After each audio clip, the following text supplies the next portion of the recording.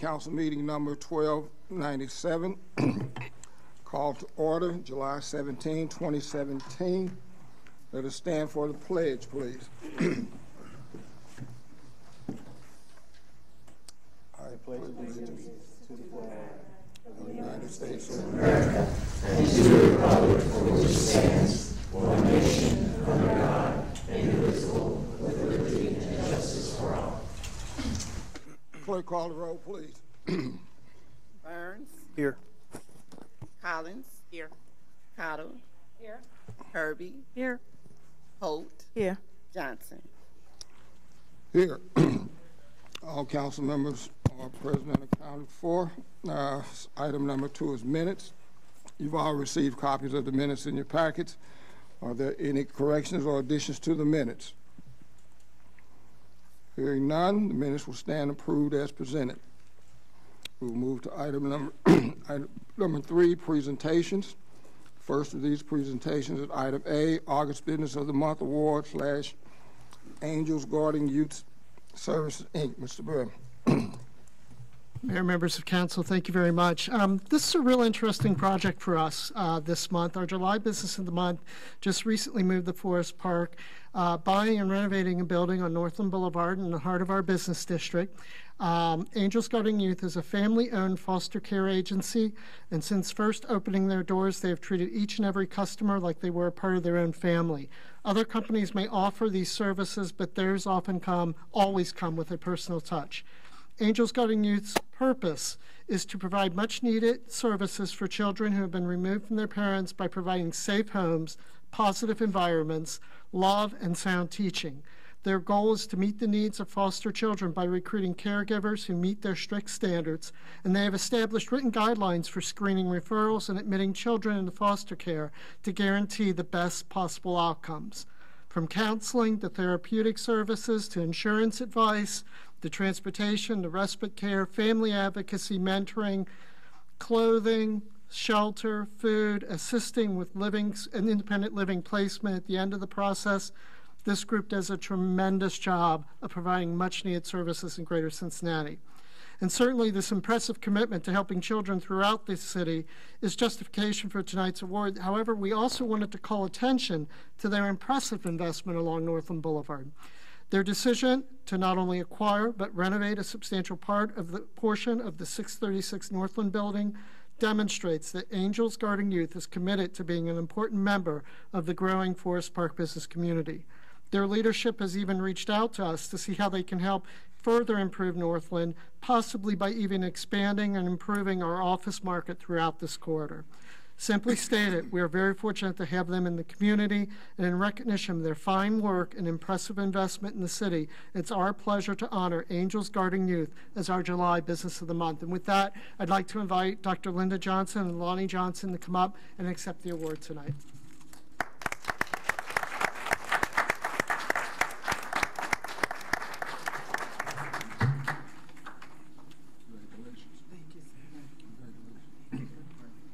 City of Forest Park, Business of the Month, Angels Guarding Youth Services, Inc., in recognition of the company's contribution to the growth and development of the City of Forest Park. Again, thank you very much. Thank you so much. Congratulations. Thank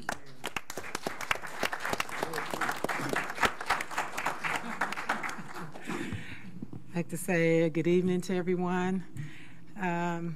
I am just really grateful, more than probably anybody know. I'm just grateful for this honor. It was truly a surprise to us. We do work hard day and night and day we do, but it's in our heart to do so. And everything that we do in this agency is heartfelt. So I want to say thank you. We've come a long way from whence we've come. I know what it's like to live with food stamps. I know what it's like to get an assistant check. I know what it's like to raise children single. I know what it's like. But now I know what it's like to be a business owner and to have quality people that are surrounded around me, and especially having Forest Park backing us up. So we just say thank you. This is my husband, Lonnie Johnson. I do most of the talking. But we just want to say thank you. We appreciate it. Thank you so much.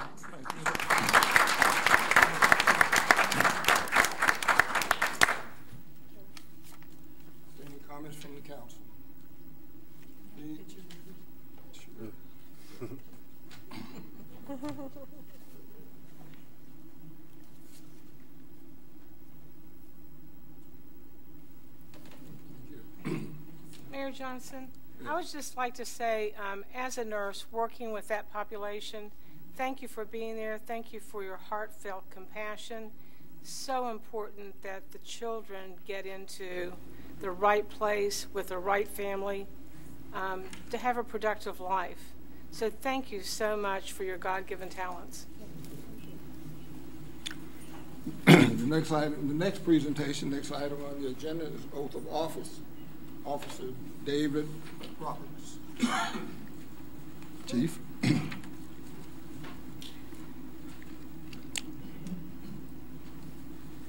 Congratulations, sir. Raise your right hand and repeat after me. I, and state your name, I, David Roberts, do solemnly swear or affirm do solemnly swear or affirm that I will support that I will support the Constitution of the United States the Constitution of the United States and the Constitution and the Constitution of the State of Ohio, of the State of Ohio, the Charter the Charter of the Municipality of the Municipality of Forest Park, Ohio, of Forest Park, Ohio, and that I will faithfully, and that I will faithfully, honestly, honestly, and impartially and impartially discharge the duties discharge the duties as Forest Park Police Officer. as Forest Park Police Officer. Congratulations, sir. Thank you, sir.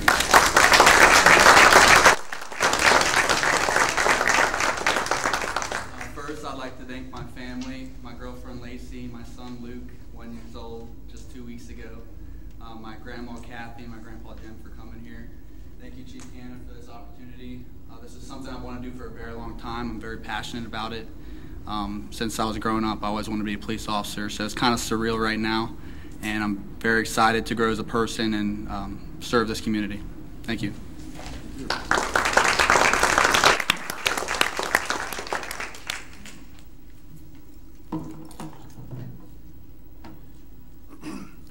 You know, I asked these young police officers to come in and give me a little bio, and I don't tell them to make the font bigger because it just, well, good evening, and we're here again, which is something I can get used to if we just keep hiring policemen all the time. I'm okay with that. But here we are with Officer Dave Roberts, and you remember a couple of weeks ago I was here, and we swore in Officer Kimball, and I told you then we were at our 37th, okay? Well, actually, Dave is our 34th. Dave graduated from the OSP Academy just in June here, so he's been with us since actually in January and has spent 18 just fun, fantastic, great weeks in Columbus with the OSP Academy staff up there. But a little bit about Dave. Dave was born in Cincinnati, and he graduated from Little Miami High School in 2009. He graduated from the University of Cincinnati in 2015 with a BA in Business Administration. I think he actually came to the interview probably just a couple weeks after he graduated from college back in 2015. Right after that, he was in the United States Air Force. He's an Air Force veteran, 1 year active and 6 years reserve. And he was actually deployed 6 months? Yes, sir. 6 months overseas in support of the war against ISIS. He returned to us where we grabbed him up as soon as we could and then shipped him back to another a regiment of discipline. He is the oldest of 5 sisters and 2 brothers, and as he said, he's the proud father of Lucas, who just turned a year old 2 weeks ago, and I understand he just started walking last week, something like that, and had to send him a video while he was working. So tonight I would like to have Lacey come up here, if you would, please.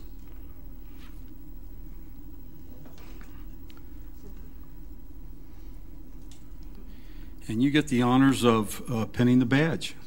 All right. That's very sharp, too, if you call it. Well, he's got his vest on.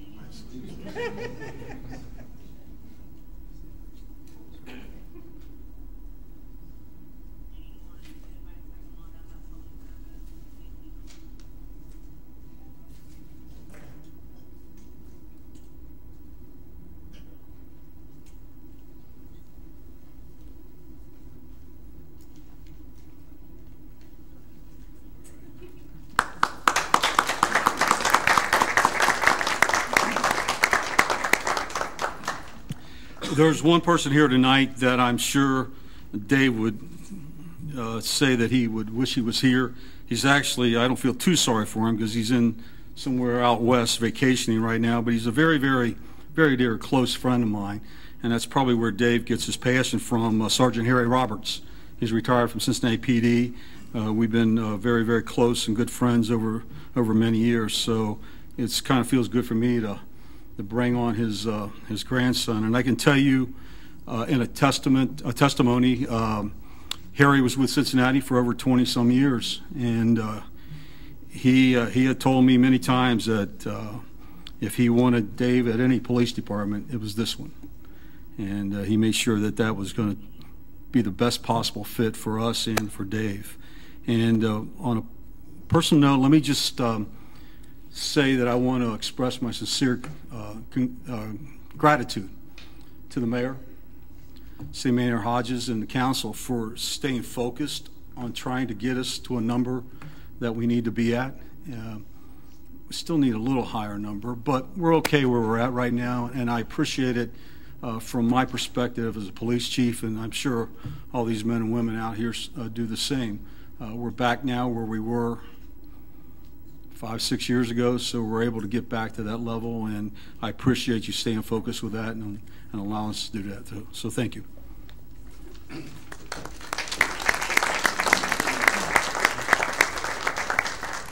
Any comments from council? Councilwoman Collins. Just wanted to personally say thank you for choosing Forest Park. We are proud to have chosen you, and welcome. Thank you, ma'am. Anyone else? Councilwoman Herbie. First of all, I want to say thank you for your service overseas. We're very happy to see you come back safely. Welcome to Forest Park. Your friend, Mr. Harold? Well, no, the police chief from Cincinnati. He knows that this is a good department, and so you're really coming to the best. And thank you to the family for allowing us to have him here.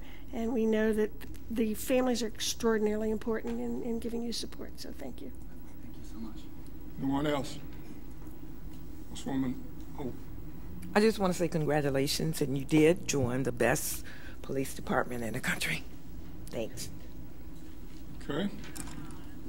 Mr. Barnes. Thank you, Mr. Mayor. I don't think it was an incident. I think it was planned. Because it sounds like your grandfather was a very smart man to groom you to be a Forest Park police officer. And you took the opportunity in grooming yourself in the Air Force and serving our country in preparation for that. Those are great, great items in your resume.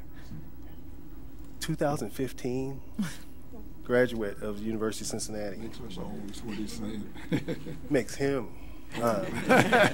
No, it's phenomenal. And again, I think the one of the previous recruits was not too far behind you or in front of you.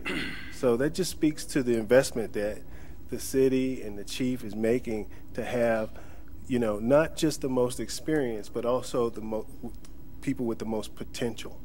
You know, and that speaks volumes, because that means we're gonna, if you choose to be here and you look at your peers, that's a long time, and that's great. That's wonderful. So congratulations to you and your family, you know, and I wish you all the best in your endeavor. Thank you very much. Okay. I'm the chair of public safety, so I have the honor of working with the police department and the fire department as a council liaison. And I will tell you that our police department and our fire department are the best in the United States, committed to our community. Thank you for your sincerity. Thank you for your Air Force service. And my husband will thank you for Air Force service too, since he's from that branch. I want to thank you for allowing your family member to be a part of our city, and it's just the best in the United States. So God bless you all. Thank you. Okay. We pride ourselves on being first and being best. It's been a work in progress. We're trying to get, I know, Chief, at one point we talked about 40. and that's still our goal, and we're going to do our best to get there. But in the meantime, we're taking small steps in that direction, and you're just one more of those steps. We're proud to have you here with us, and I can tell you, when I look out here at your colleagues, there's a lot of experience there. There's a lot of knowledge. Take advantage of all of that. The only thing that I would say to you not to do, try not to run into me over at UDF as some of your buddies do. We've made quite a point of trying to get there at the same time to see who gets coffee first. But these are great guys. They do and young ladies. They do an outstanding job, and we know that you're going to just add to that. And we thank you. We thank your family and your colleagues for all of the good things that they do in Forest Park for us. They serve us. They provide that service, and we're grateful. Again, congratulations. Thank you, Mayor. Thank you. Thank you, sir.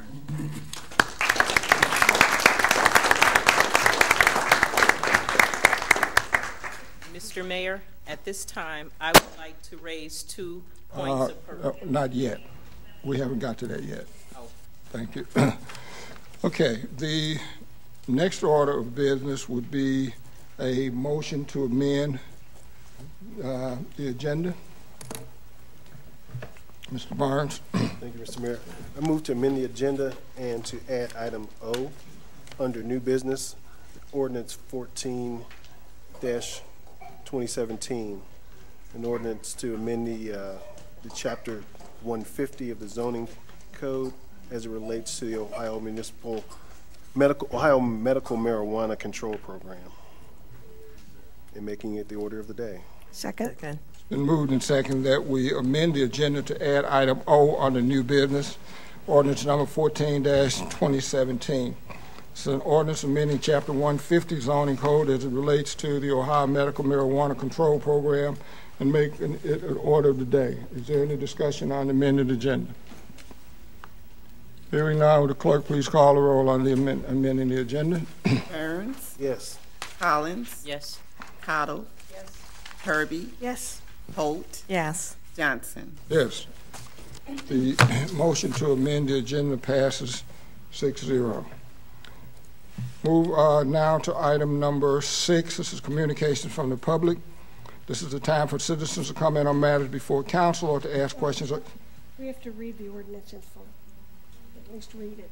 I wanted to amend the agenda first, then I'm going to come back to that. Or do we have to do it in that order? Well, it should be in that order. Maybe. Because it's the order of the day. Okay, sorry.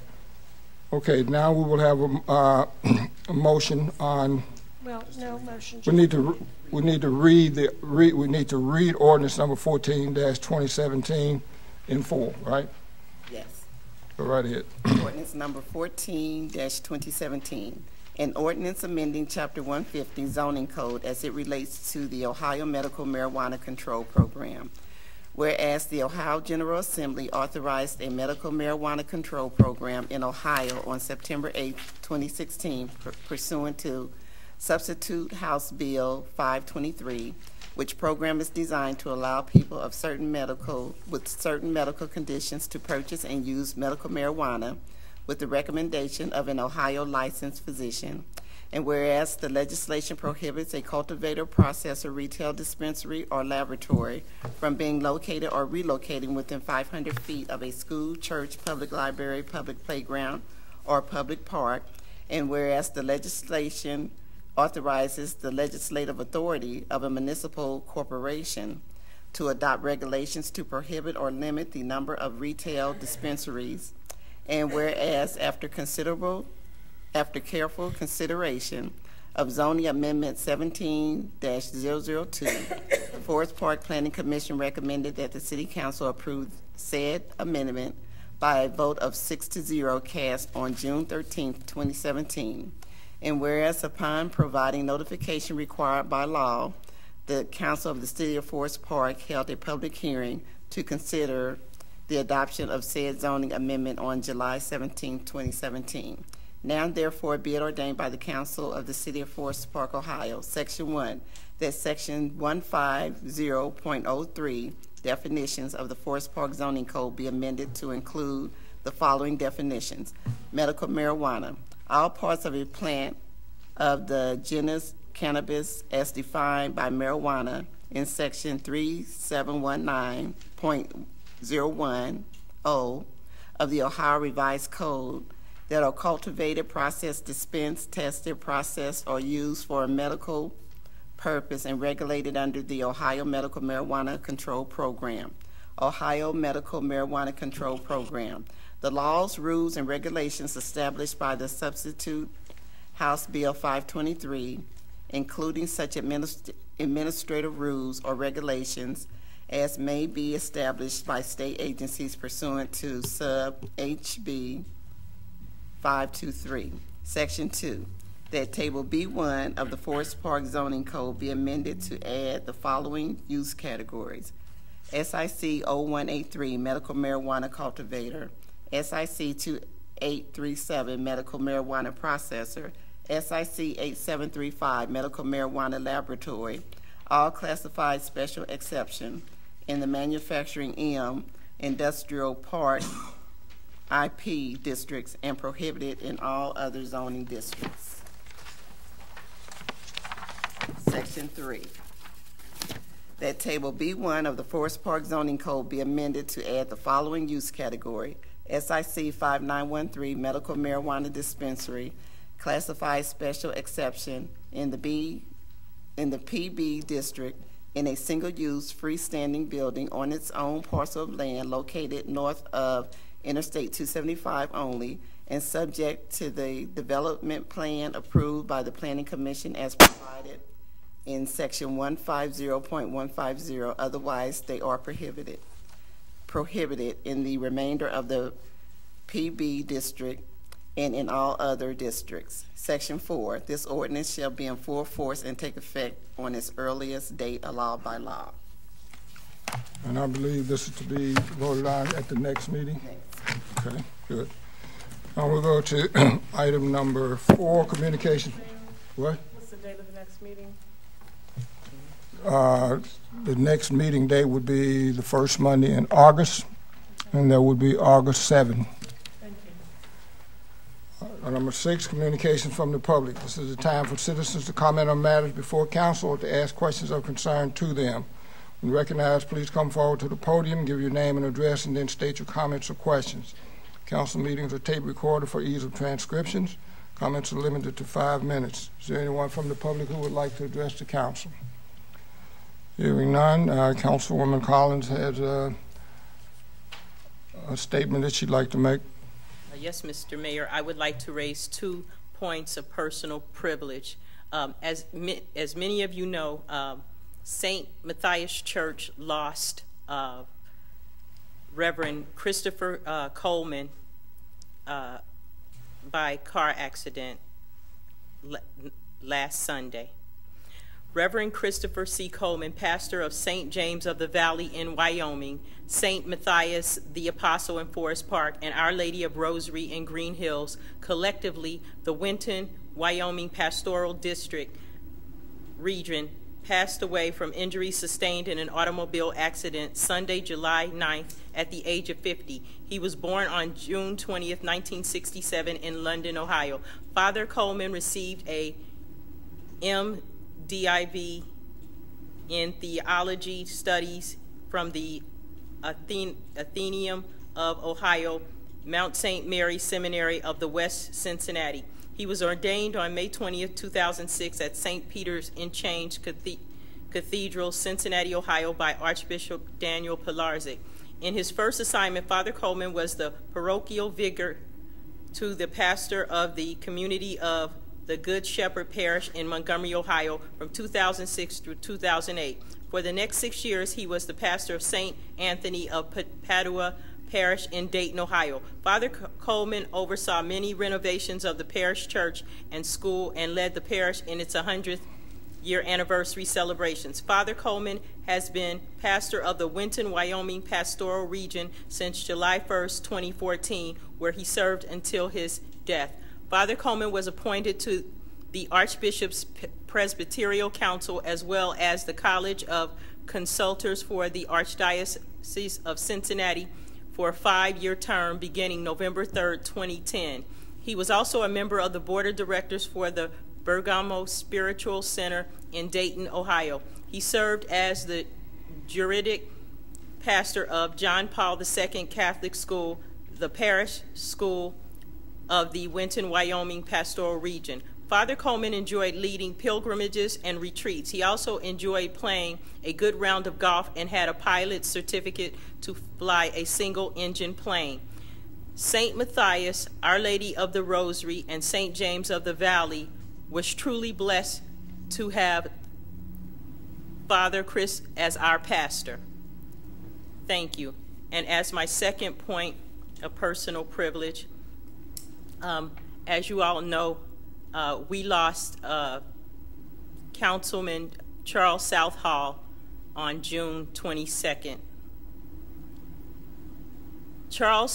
Charlie Lee Southall was born May 10, 1937 in Marion, Arkansas, the eldest of 4 of the union of the late Reverend Charles Lee Sr. and Frances Southall. In the spring of 1943, he was just 6 years old. His family relocated to Cincinnati, Ohio. In 1955, he graduated from Woodward High School in Cincinnati, Ohio, where he played baseball, football, and basketball. He excelled in sports and was offered a football scholarship. He married his beloved wife, Claudette Southall Carroll, on September 17, 1955. He loved and cared for her until her passing in 2007. During their 52-year union, they were blessed with 9 children and became proud grandparents of 7 grandchildren and 8 great-grandchildren. He accepted Christ at a young age and was a member of the Tabernacle Baptist Church, Cincinnati, Ohio. Charles took pride in his community and in being a dedicated father to his children. He was a mentor, a role model to other young men. He impacted the lives of hundreds of children and teens as a volunteer baseball, basketball, and football coach in the Lincoln Heights and Tri-County communities. Between 1970 and 1982, he ran a newspaper delivery service. This business helped to instill a strong work ethic in his sons while also teaching responsibilities to young men who needed employment or guidance. Singing was his gift. He enjoyed singing and was invited to sing on many occasions for group events and in the church. He retired from Western Electric, now part of Nokia, in 1996 after 34 years of service. Those who knew Charles knew he was not a man who liked to sit and he was always working. So in 1997, 1 year after his retirement, he started his own business, Chuck's Landscaping Service.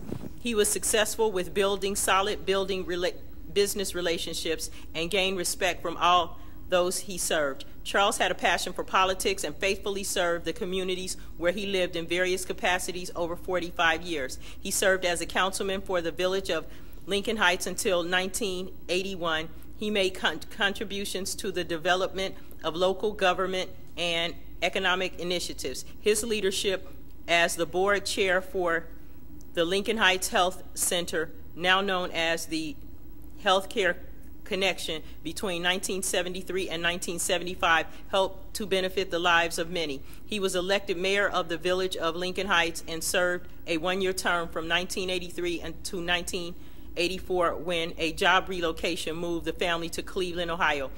His dedication to public service continued in his retirement years. He was elected councilman for the city of Forest Park in 2011, where he served until his passing. While he held many impressive titles and accomplishments, none compared to his love for his family. He was especially proud of the accomplishments of his children and their love and dedication for him and his wife, Claudette. He valued and adored his siblings, children, grandchildren, great-grandchildren, relatives, and friends. He was a husband, father, entrepreneur, community advocate, politician, mentor, coach, and role model. Councilman Southall will be surely missed. Our council member, our neighbor, our friend. Thank you. Anyone else from the public? Again, any comments? Hearing none, we go to item number 5, report of standing committees. First standing committee is Public Improvement and Facilities. Is there anyone from that committee who would have a report? Hearing none, for the work session on the 24th, I have no agenda items for that committee. The next committee is Public Safety Committee. Councilwoman Cottle. Yes, just a couple of things I want to point out with the department the department reports. And the first one would be just caution with hotel, motel, fire safety. Be sure you know where you are with your family. Be sure you have an exit plan for safety. And be sure that you have a fire escape plan for that. Very important at this time as people travel. And then secondly, I would just like to report for public safety that the fire department in 2016 had 2,469 calls, and already in 2017, and we're just halfway through, 2,517 calls. So that's important to know as well. Also, I would like to thank the police department. They assisted the Inspirational Baptist Church with a back-to-school shoe collection protection, and the project sponsor, Living Proof, is focusing on collecting shoes and socks for the less fortunate. And also, they worked and assisted Dayspring with preparation for backpack giveaway initiative. This project is designed to provide necessary items for our school students here in our area who are less fortunate. So I really want to thank them. Patrol-wise, they had 14 responses in the last month. The detectives are working on forensics to identify the suspect from shots fired near Northland, and detectives are investigating shots fired at the Cruise Inn by a single shot. Thankful, no serious injury there. There's no report from our school. Liaison Officer Harris, he's currently on road patrol until school starts, and there's no report until Officer Evers returns to Community Response Specialist, and right now she's on road patrol. So I want to thank the police department and fire department for all that they do, and that would conclude my report. Any questions for Councilwoman Cottle? Hearing none, Councilwoman Cottle, I have no items on the agenda for you for the work session of the 24th. Do you have any to add? No, thank you. Next committee report is Ways and Means Committee. Councilwoman Herbie. Just very briefly, as liaison to the Economic Development Commission, we're in the process of updating our bylaws, and we hope to bring that to council for their approval after the break. Any questions for Councilwoman Herbie? I have 4 items on the agenda for the work session: mall special assessment, lease purchase, fire department vehicles, police fire department vehicles and equipment. Number 3, vehicle purchase through state of Ohio bidding process. And number 4, reappropriations ordinance. Do you have any to add? No, sir. Next committee report is community development. Mr. Burns. Thank you, Mr. Mayor. I just want to thank Paul Brim. Recently, he was able to respond to a resident request or inquiry related to the mall, where he kind of articulated some of the successes of the city, and one major was roughly the retention or creation of about 2,000 jobs over the last year. In an environment that we're in, that's a phenomenal accomplishment, and it speaks to his level of commitment and his partnership with the community development director as well. So, you know, oftentimes we hear and we talk about, or we hear from residents that we're not maintaining jobs or creating jobs. 2,000 jobs in 1 year in our community is actually major, considering the property that we have and the opportunities for businesses that we do have. So I just want to congratulate him in that response and actually articulating that. That will conclude my report. Thank you. Questions for Mr. Burns? Mr. Burns, I have 1 item on the agenda for the work session on the 24th, and that's Waycross land purchases. Do you have anything to add? No, I do not. Thank you. Next report is Law Committee. Councilwoman Collins. Mr. Mayor, I do not have a report from the Law Committee at this time, but I am available for questions. Any questions for Councilwoman Collins? Hearing none, I have no items on the agenda for you for the 24th. Do you have anything to add? No, thank you. Next report is Human Resources Committee. Councilwoman Holt. I do not have a report tonight. Thank you. Any questions for Councilwoman Holt? Councilwoman Holt, I have no items on the agenda for you for the work session. Do you have anything to add? No, I do not. Thanks. Next report is Intergovernmental Relations and Communications. That's my committee. I have no report. I'll answer any questions if there are any. And there are no items on the agenda for the work session of the 24th. Go to item number 6, the mayor's report. I have no report, but I will announce that on the 24th, there is a possibility that we would have a special executive session to discuss the negotiations with the incoming city manager. That's to be announced. If it comes, it'll be on in your packet on your agenda. That would end my report. I would answer any questions if there are any. Item number 7, city manager's report. Mr. Hodges. Thank you. I'll be brief and report only. The departmental reports have all been completed, been included in the council packet, and also placed on file with the clerk of council for public inspection. So that would conclude my report, but I would respond to any questions if there are any. Questions for the city manager? Hearing none. Thank you, sir. Next item number 8, other reports. The first of those being Law Director, Mr. Wyckoff. Thank you, Mr. Mayor. I have recently sent some opinions out that I'm sure people have gotten. If there are any questions about those, I'd be happy to answer those questions. Otherwise, I have no specific report tonight. Questions for Law Director? Hearing none.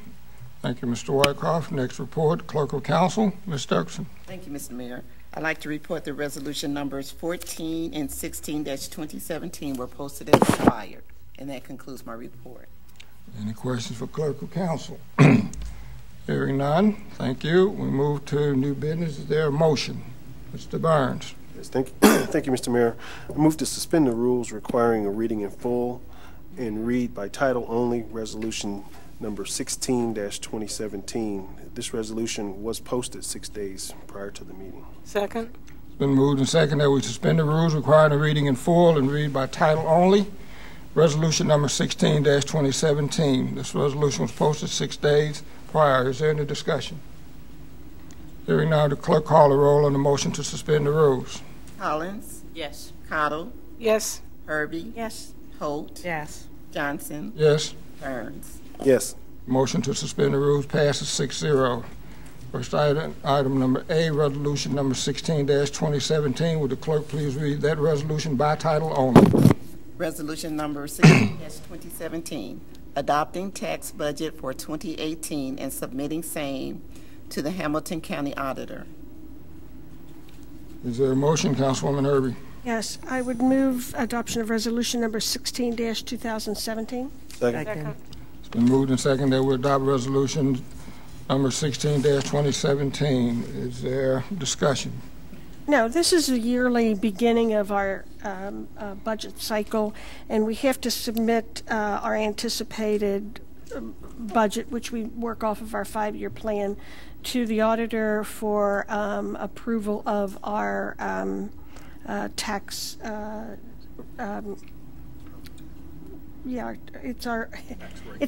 tax rates. Thank you. The rates is what I'm looking for. That would be conclude my discussion. Thank you, and I would urge adoption of this resolution. Any further discussion? Hearing none, would the clerk please call the roll on resolution 16-2017? Cottle? Yes. Herbie? Yes. Holt? Yes. Johnson? Yes. Burns? Yes. Collins? Yes. Resolution 16-2017 passes 6-0. Next item on the agenda is a motion. Mr. Burns. Thank you, Mr. Mayor. I move to suspend the rules requiring reading in full on 2 separate days and read by title only ordinance numbers 07-2017 through 13-2017. These ordinances were posted 6 days prior to the meeting. Second. It's been moved and seconded that we suspend the rules requiring the reading in full and read on 2 separate days by title only ordinances number 07-2017 through 13-2017. Is there any discussion? Hearing none, would the clerk please call the roll on the motion to suspend the rules? Herbie? Yes. Holt? Yes. Johnson? Yes. Burns? Yes. Collins? Yes. Cottle? Yes. Motion to suspend the rules passes 6-0. Item B, ordinance number 07-2017. Would the clerk please read this ordinance by title only? Ordinance number 07-2017. An ordinance providing for the issuance of not to exceed $110,000 technology improvement bond anticipation notes by the City of Forest Park, Ohio, in anticipation of the issuance of bonds of the city and declaring an emergency. Is there a motion? Councilwoman Herbie. Yes, I would move adoption of ordinance number 07-2017. Second. Been moved and seconded that we adopt ordinance 07-2017. Is there discussion? Yes, this and the next 6 ordinances are all things that we do yearly. We will be issuing a series of 5 different bonds, which will be described in the title, so I won't say anything necessarily about those. And then the one after that is the renewal of our existing various issues bonds, on which we will pay down a certain amount. And then the last one, we combine all of these bonds into one various issues bond. So I would move adoption of this ordinance. Any further discussion? Mr. Barnes. Also, just for clarity in the process, all of these have been declared an emergency by procedure, because of the timeliness required for the item. Right. We have to do this bond issues by a time certain. Any further discussion? Hearing none, would the clerk please call the roll on ordinance 07-2017? Holt. Yes. Johnson. Yes. Burns. Yes. Collins. Yes. Cottle. Yes. Herbie. Yes. Ordinance 07-2017 passes 6-0. Next item on the agenda is item C, ordinance number 08-2017. Would the clerk please read that ordinance by title only? Ordinance number 08-2017. An ordinance providing for the issuance of not to exceed $140,000 recreational facilities improvement bond anticipation notes by the City of Forest Park, Ohio, in anticipation of the issuance of bonds of the city and declaring an emergency. Is there a motion, Councilwoman Herbie? I move adoption of ordinance number 08-2017. Second. It's been moved and seconded that we adopt ordinance 08-2017. Is there any discussion? No. Hearing none, would the clerk please call the roll on 08-2017? Johnson. Yes. Burns. Yes. Collins. Yes. Cottle. Yes. Herbie. Yes. Holt. Yes. Ordinance 08-2017 passes 6-0. Next item on the agenda is item D, ordinance 09-2017. Would the clerk please read that ordinance by title only? Ordinance number 09-2017. An ordinance providing for the issuance of not to exceed $185,000 real estate acquisition bond anticipation notes by the City of Forest Park, Ohio, in anticipation of the issuance of bonds of the city and declaring an emergency. Is there a motion, Councilwoman Herbie? Yes, I would move adoption of ordinance number 09-2017. Second. Been moved and seconded that we adopt ordinance 09-2017. Is there discussion? Nope. Any discussion? Hearing none, would the clerk please call the roll on 09-2017? Burns. Yes. Collins. Yes. Cottle. Yes. Herbie. Yes. Holt. Yes. Johnson. Yes. Ordinance 09-2017 passes 6-0. Item E, ordinance number 10-2017. Would the clerk please read this ordinance by title only? Ordinance number 10-2017. An ordinance providing for the issuance of not to exceed $300,000 fire station improvement bond anticipation notes by the City of Forest Park, Ohio, in anticipation of the issuance of the bonds of the city and declaring an emergency. Is there a motion, Councilwoman Herbie? Yes, I would move adoption of ordinance number 10-2017. Second. It's been moved and seconded that we adopt ordinance 10-2017. Is there any discussion? Nope. Any discussion? Hearing none, would the clerk please call the roll on ordinance 10-2017? Collins. Yes. Cottle. Yes. Herbie. Yes. Holt. Yes. Johnson. Yes. Burns. Yes. Ordinance 10-2017 passes 6-0. Next item on the agenda is item F, ordinance number 11-2017. Would the clerk please read that ordinance by title only? Ordinance number 11-2017, an ordinance providing for the issuance of not to exceed $460,000 street improvement bond anticipation notes by the City of Forest Park, Ohio, in anticipation of the issuance of bonds of the city and declaring an emergency. Is there a motion, Councilwoman Hurdy? Yes, I would move adoption of ordinance number 11-2017. Second. It's been moved and seconded that we adopt ordinance numbers 11-2017. Is there a discussion? Nope. Any discussion? Hearing none, would the clerk please call the roll on 11-2017? Cottle. Yes. Herbie. Yes. Holt. Yes. Johnson. Yes. Burns. Yes. Collins. Yes. Ordinance number 11-2017 passes 6-0. Next item on the agenda is item G, ordinance 12-2017. Would the clerk please read that ordinance by title only? Ordinance number 12-2017, an ordinance providing for the issuance of not to exceed $2,895,000 various purpose bond anticipation notes, Series 2014, third 2017 renewal by the City of Forest Park, Ohio, in anticipation of the issuance of bonds of the city and declaring an emergency. Is there a motion, Councilwoman Herbie? Yes, I would move adoption of ordinance number 12-2017. Second. It's been moved and seconded that we adopt ordinance number 12-2017. Is there a discussion? No. Any discussion? Hearing none, the clerk please call the roll on ordinance 12-2017. Herbie. Yes. Holt. Yes. Johnson. Yes. Burns. Yes. Collins. Yes. Cottle. Yes. Ordinance 12-2017 passes 6-0. Next item is item H. Ordinance number 13-2017. Would the clerk please read this ordinance by title only? Ordinance number 13-2017, an ordinance providing for the issuance of not to exceed $4,090,000 various purpose bond anticipation notes, Series 2017, by the City of Forest Park, Ohio, in anticipation of the issuance of bonds of the city and declaring an emergency. Is there a motion? Councilwoman Herbie. Yes, I would move adoption of ordinance number 13-2017. Second. It's been moved and seconded that we adopt ordinance 13-2017. Is there a discussion? Just very briefly, this is the final ordinance that will incorporate all of the previous ordinances into a various purpose bond, and I would urge adoption of this. Any other discussion?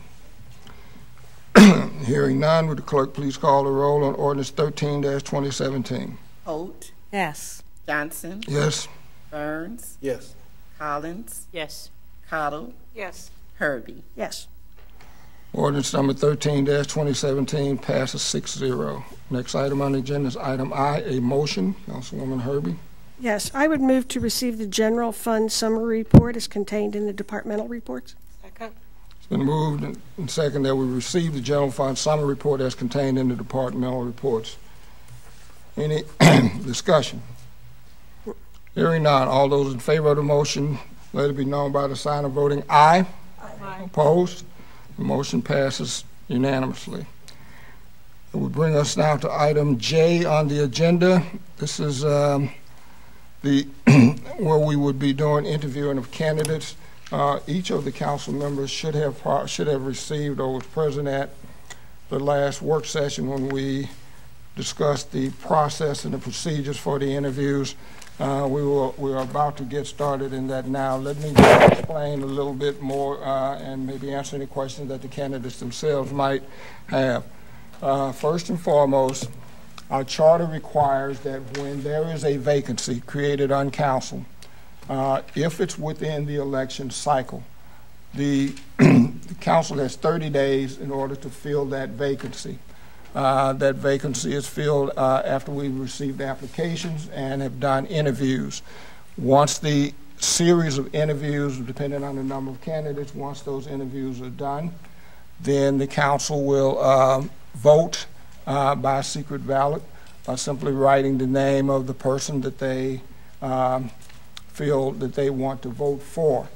The process by charter is as follows.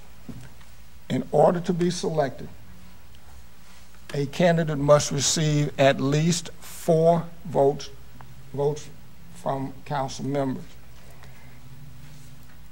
If after the first vote no one receives 4 votes, there will be a second ballot.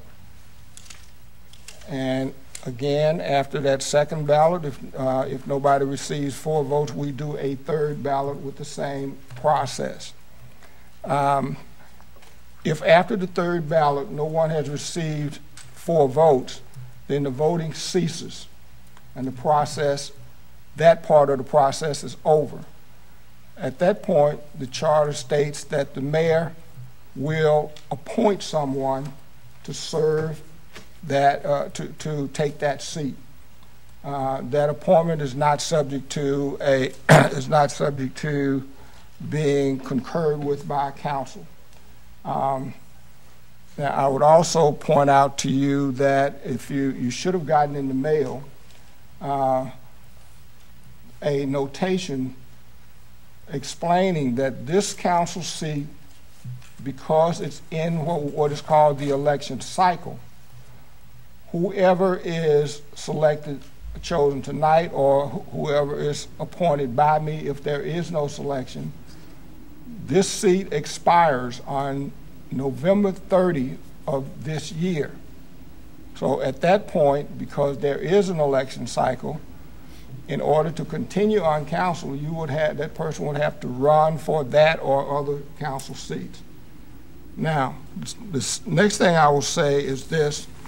I am going to request to ask each one, first of all, before I go to that, we will determine the order of interview by drawing lots. There are 5 numbers, Sally, if you would, please, in this envelope. Sally will pass this around, and each of you will draw 1 slip from that. They're numbered 1 through 5, and that's the order we will go in, 1 through 5. Now, once you have drawn your numbers, I'm going to request and ask that that during the interview process, so that we can be as fair as possible to everybody, the persons who are not being interviewed, I will ask that you would wait upstairs in 3B, because everybody's going to be asked the same questions. We want to make this as fair as possible, and I think it would be less fair if other people were allowed to hear the questions, and then if you're person number 5, you got a long time to formulate your answer before your time comes around. So whoever's drew number 1, and I don't know, you'll have to tell me, I don't know which numbers you drew. So who has number 1?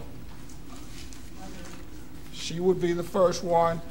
To get to 3B, you just go out the door, up the stairs, and the light's on in 3B, and as we go through the process, the person who leaves will come up and tell the next person. Is that okay with everybody? Everybody understand? Everybody good with that? Thank you. We will not have an opening statement, but we will have a closing statement. The only thing that we will start by doing is ask you if you would state your name, tell us who you are and where you live in Forest Park. My name is Sharon Watts, and I live at the Versailles Village Apartments. Excuse me. Does all of the council members have a copy of all of the applications? Hold on just a second. I need to get to that, please.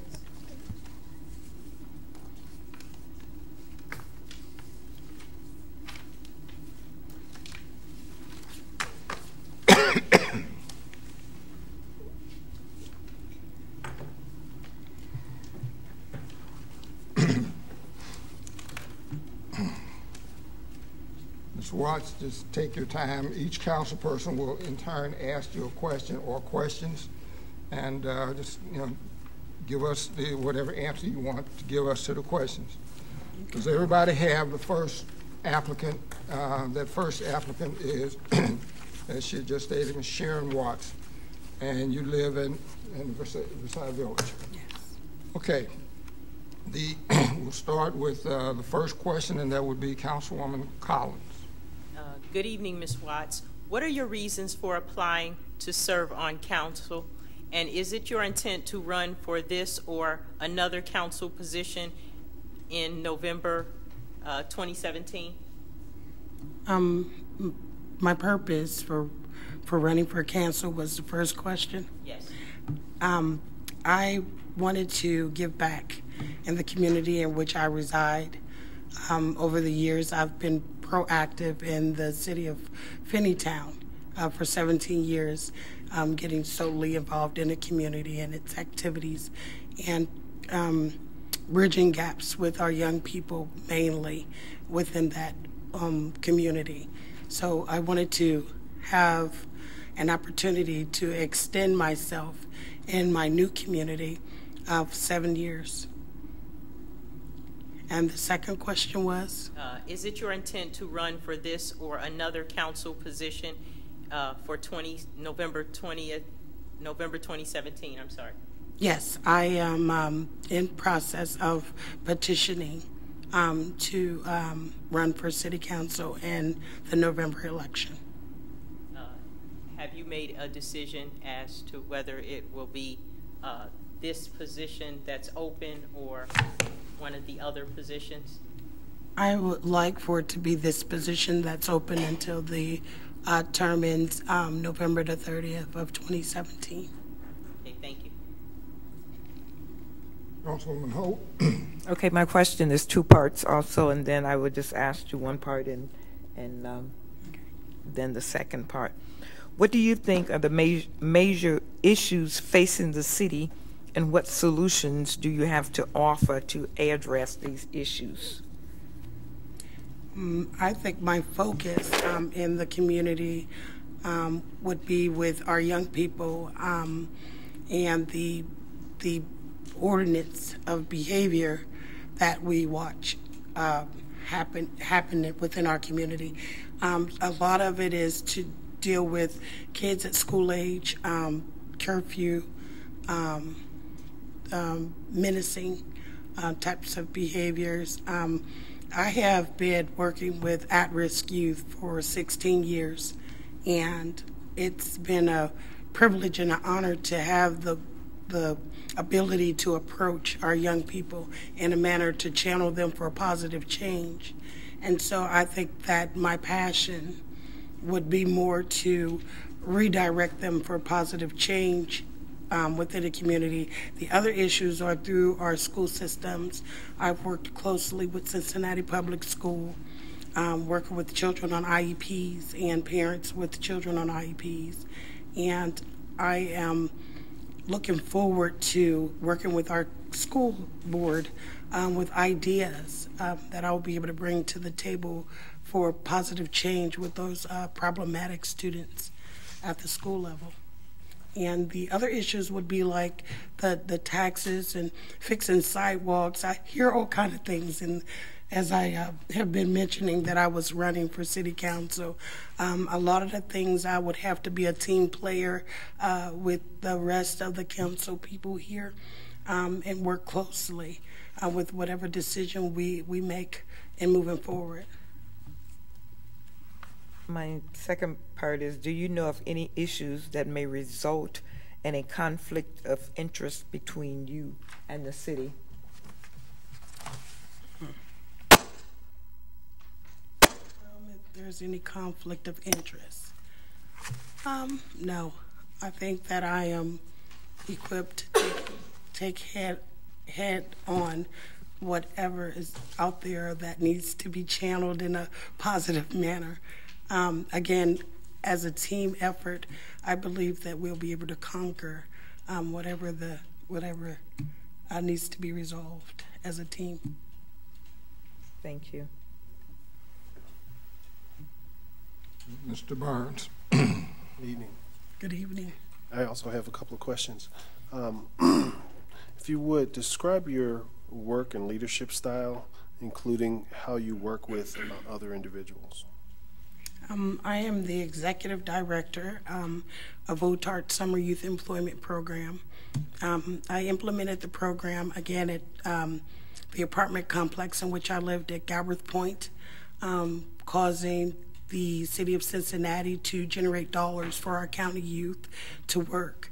And in that effort, it allowed me to partner with already existing organizations and corporate companies such as Community Action Agency, the Urban League of Cincinnati, Rest Care, and the Talbot House. So it given me leverage and opportunities to speak with people on so many levels to be able to move money from one part of the city to the other, and able to accommodate the young people in our communities by workforce initiatives. Partnering with already existing organizations, you have to have leadership skills. You have to have the ability to sit in on meetings and be able to articulate why it's imperative for our young people to have opportunity in a county as well as the city of Cincinnati. So I believe that working with people on different levels is an essential for the type of business that I've chosen. Thank you. And the other question I have has to do with commitment and time. Do you have an understanding, do you understand the time commitment necessary to be effective as a council member? And are you willing to put in the required time to achieve that level of effectiveness? As an artist, I shot movies and plays, and I do stand-up comedy as well. I've learned that when you make a commitment such as this, you kind of have to step back from the plate and look at your life and determine what's more important. The entertainment world is what it is, but our reality is in our community and with our young people. As we move forward, we have to have a baseline to draw them to this positive change, and the only way to do that is to be committed to something. And I believe that being on City Council will allow me to be more focused and committed to something in our community for better change. Thank you. Councilwoman Cottle. Yes. Explain what you bring to council, please. What I could bring to council. We live in a community of diversity. We have all nationalities in my little complex where I live, and I work effortlessly to bring us together as a community. With the OTART Youth Employment Program, we give out baskets at Thanksgiving, and I work with Toys for Tots at Christmas, and we give out toys in our community. And even though our community of people don't necessarily believe in Christ or believe in Christmas, they are still affected by the fact that they're being given a gift for their kids in the community without using a holiday stance. So I believe that I have the ability to bridge gaps and bring people together of all nationalities because of the past experiences that I've had working closely with international peers. And secondly, how have you been involved in the city in the past, and when and how long in each capacity? I would have to say my entire life, because I think my mom used to always say, you're either going to stand for, you won't fall for anything if you stand for something. So I think that I've always had the initiative, even at college. On a college level, I went to Cincinnati State, and I was president of the Student Senate. And a lot of things got accomplished just learning the Robert Rules of Order as the president of the Student Senate. And we were able to get a garage built and a student union built, and I sat on the steering committee for that $55 million building that sat as a beacon of light in the city of Cincinnati. So I believe that with the efforts of what I've learned and what I've gained as far as the knowledge of how something is to run, for it to run effectively, I would be a team player and focused on what's necessary, what's important for us to make it collectively as a team of people working together collectively. Thank you. Councilwoman Herbie. Two of the city's goals are to promote economic development and to redevelop commercial and residential properties. How would you address these issues? Economic development, I think that the ability to be able to create job opportunities through the Summer Youth Employment Program, it varies between the ages of 14 to 24 years of age. Again, partnering with already existing organizations and having a know-it-all on how to go after those county dollars to be dispersed in our community would be a way of generating more job opportunities for our young people. We were able to hold a job fair at the Day Springs Church this summer where the kids were able to utilize some of the services offered by the Urban League Community Action Agency in the Tolbert House. Okay. And what was the other question? Well, also the second part is the redevelopment of commercial and residential properties. How would you address those issues?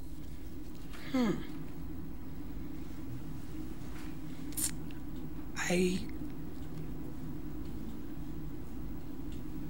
can't. I don't know.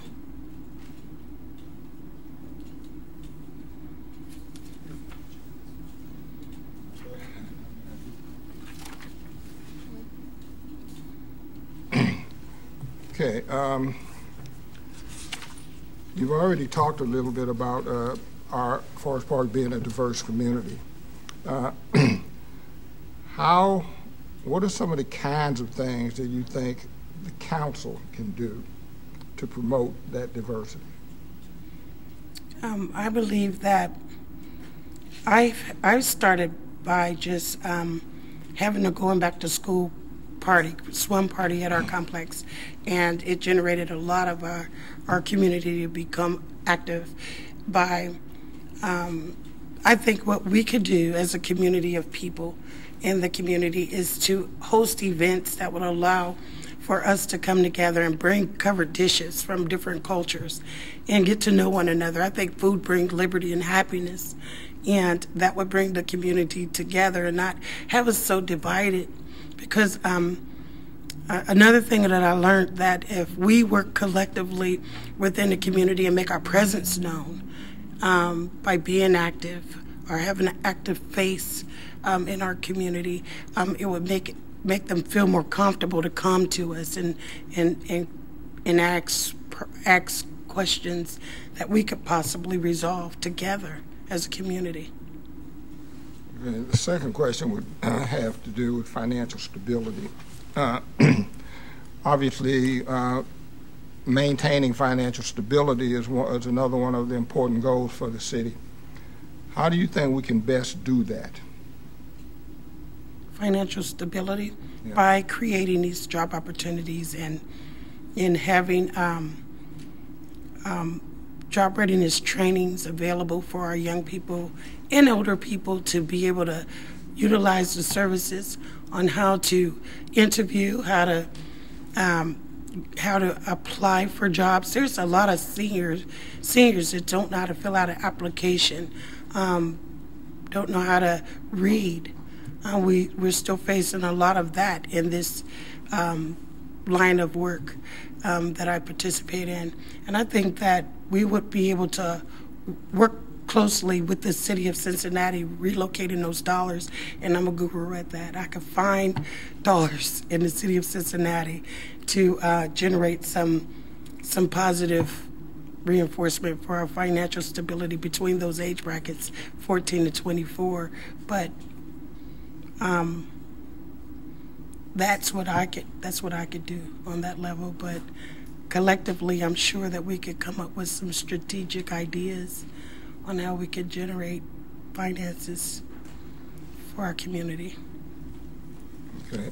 At this time, Ms. Watts, we'll take an opportunity to have you to make a closing statement.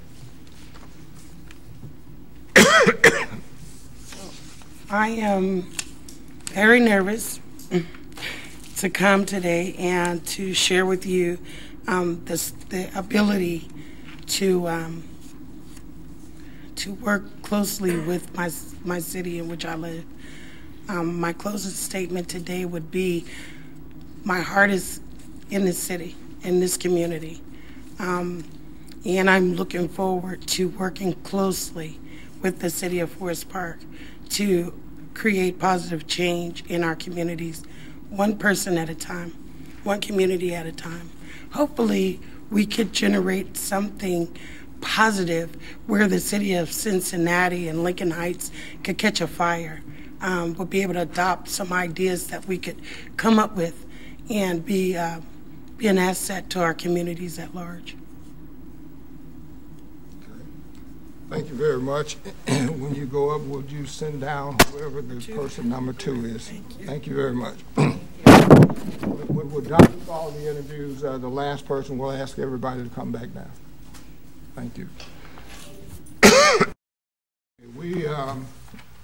We will not be doing an opening statement. What I would ask is that you tell us who you are and where you live. My name is Chelsea Nuss, and I reside at 998 Holderness Lane. Okay, Ms. Nuss, the process will be as follows. Each council person will in turn ask you a question or a couple of questions, and they may ask you for clarity or follow-up. I think we already got that, I believe.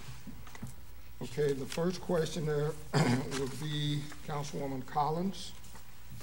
Yes, good evening, Ms. Nuss.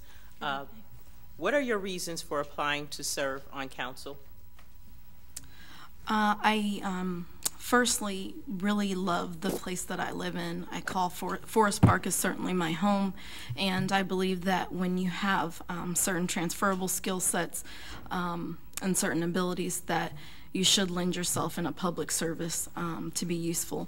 I'm also very excited to be part of some of the progressive things that are taking place in Forest Park and this next phase of growth for the city. I see a lot of reinvestment happening, both business-wise. The school district is growing, and so to be part of that growth and things like that is extremely important to me, and I think I have a lot to offer in terms of, like I said, those skills when it comes to understanding how operations work, process management, relating to other community members, business folks, residents, understanding the needs of community members and such. Yes, and also, is it your intent to run for this or another council position for November 2017? Yes, it is. And which position? This for an open city council seat. Okay, thank you. I'm sorry if I'm not clear. This seat, would it be this seat or would it be another council position that's up? I think that's the question she's asking you. Yes, I intend on running in November 2017. But my question to you, would you want to run for the remainder of Councilman Southall's seat or one of the incumbents who may or may not run one of their 4-year seats? One of the 4-year seats. Thank you. You're welcome. Councilwoman Holt. What do you think are the major issues facing the city, and what solutions do you have to offer to address these issues? I think there are a couple. One, we have a lot of residents that have entered our community that are that come from other places throughout Hamilton County. And I believe that especially in our neighborhood, that has created some challenges when it comes to the rental properties and the upkeep of those properties. And also that's created an influx of students, teenagers namely, that don't necessarily have a place, perhaps a designated place to occupy some of their time. And so that's created a problem as I've seen, especially at the parks and outdoor facilities, and seen a few things happening in terms of them be it vandalism, just the situation we just recently had this week. And so things are somewhat escalated, more so than they have been in the past. So one way in terms of combating and trying to find a solution for that would be in working in close proximity with the school district and other organizations we have. We have Red Door, we have Dayspring, another not a lot of other facilities that have large spaces to either create or just help with programming and initiatives, community involvement opportunities for those students to get involved. Additionally, the another issue that I see would be properties that have not yet been renovated. We've got a lot of we have some business space as well that does need to be occupied and renovated so that we can we do need to attract some new businesses. And so to that end, those are conversations that are had in trying to prospect and find businesses that fit our model and housing them here and trying to influence them to come here and call this their home. Which would also help with a number of other things in terms of jobs. Do you know of any issues that may result in a conflict of interest between you and the city? I do not know of any. Thank you. Mm-hmm. Mr. Barnes. Hello. A couple of questions. If you could please describe your work and leadership style, including how you work with other individuals. So a lot of my the work that I do is it's very layered in terms of working with students and their families to business owners and government officials in different capacities. And so for that, you have to be extraordinarily flexible in how you deal with people. You have to understand exactly what the need is and how to build, how to be able to have common ground with other individuals for a desired or for a mission or purpose. And so when I'm working with someone, I never come in as the one all-knowing with all the answers, but certainly trying to understand what is it that what problem exists, what resources do we have on hand in order to help arrive at a solution to the problem, and then identifying strengths and weaknesses of that group. So my group, in terms of communication, I typically am quite well at that in articulating the need and how that project can meet its end, working in project management, and working at various levels of professional, various levels with people in the community. And then my last question, do you understand the time commitment necessary to be effective as a council member? And are you willing to put in the required time to achieve that level of effectiveness? Yes, I do. I understand the time commitment from not just in being part of proceedings and listening and learning on what's going on, but also behind the scenes and gathering information from council members on the amount of time that they spend, serving the community. So I do know the time commitment, and I'm very well committed and dedicated to being part of, lending my time. Thank you. Mm-hmm. You're welcome. Councilwoman Cottle. You state that you are a business owner. Can you explain that a little bit further?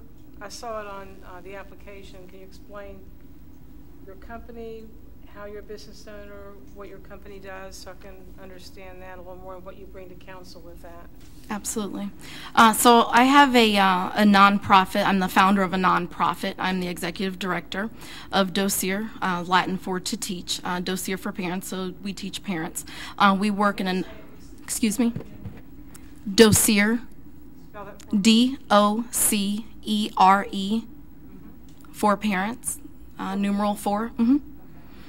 We work in the provision of educational workshops for, we help folks with professional development and early childhood education, especially in math, critical thinking, problem solving, reading, all levels of reading, be it vocabulary acquisition, phonemic awareness, whatnot. And we deliver those services to schools.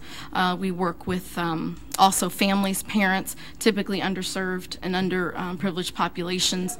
And yes, primarily with CPS though. We work CPS, Cincinnati Public Schools system. We contract with them in the delivery of most of those programs, second and third party. And then I also develop STEAM programming, so science, technology, engineering, arts, agriculture, and math. So, absolutely, absolutely. We just finished our camp last week. We had students from Winton Woods, Mount Healthy, Cincinnati Country Day, Bethany, and so on. And so I teach those. I facilitate build those programs and then facilitate those programs. And for Winton Woods as well? For all of Hamilton County, yes. All Hamilton County? Yes. Okay. And can you explain what you'll bring to council? Yes.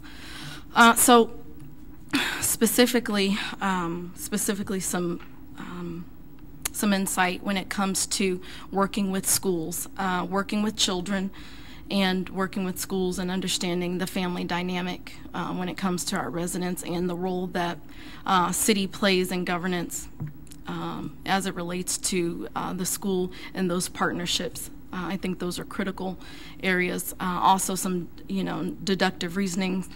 I was a poli-sci major, which I know is not a direct correlation to being on city council, but it has yielded some good insight in terms of how you understand civic issues, problems, looking at them in a multifaceted and interdisciplinary way, which is what my degree was in, interdisciplinary studies with political science and business.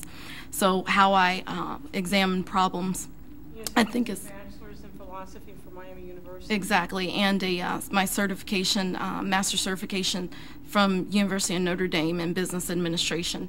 And so I have a great deal of knowledge when it comes to the finance and economics of it, as I was once, I handled investments, short-term and long-term. So understanding the fiduciary responsibilities and oversight as well. And then secondly, back to my questions here, sorry. How have you been involved in the city in the past? Like, how long have you been in the city, and how have you been involved in the city? I'm sorry, Councilman Cottle, what was that last part? How long have you been in the city of Forest Park, and how have you been involved in the city of Forest Park since you've been in Forest Park? Sure. I've been in the city now 9 years, come August, and about just 6 months in from us moving here, I began operating as a substitute teacher in Winton Woods. That is where I stayed for a number of years, over 4 years, and had long-term classrooms, primarily at the intermediate school. That's how I know a lot of the students that are in our neighborhood. And so I then transitioned into the PTA, started out as the recording secretary for the PTA, and then became the Winton Woods. Middle school, elementary? No. The recording secretary, the PTA, those officership or chairman positions are for all of the buildings. I was not a building PTA recorder. I was the recorder for all of the PTA for Winton Woods School District, and then the PTA president for the Winton Woods School District. From there, operated under. Why did you decide to leave substitute teaching and move into something else? I haven't left. I didn't leave it. I stayed.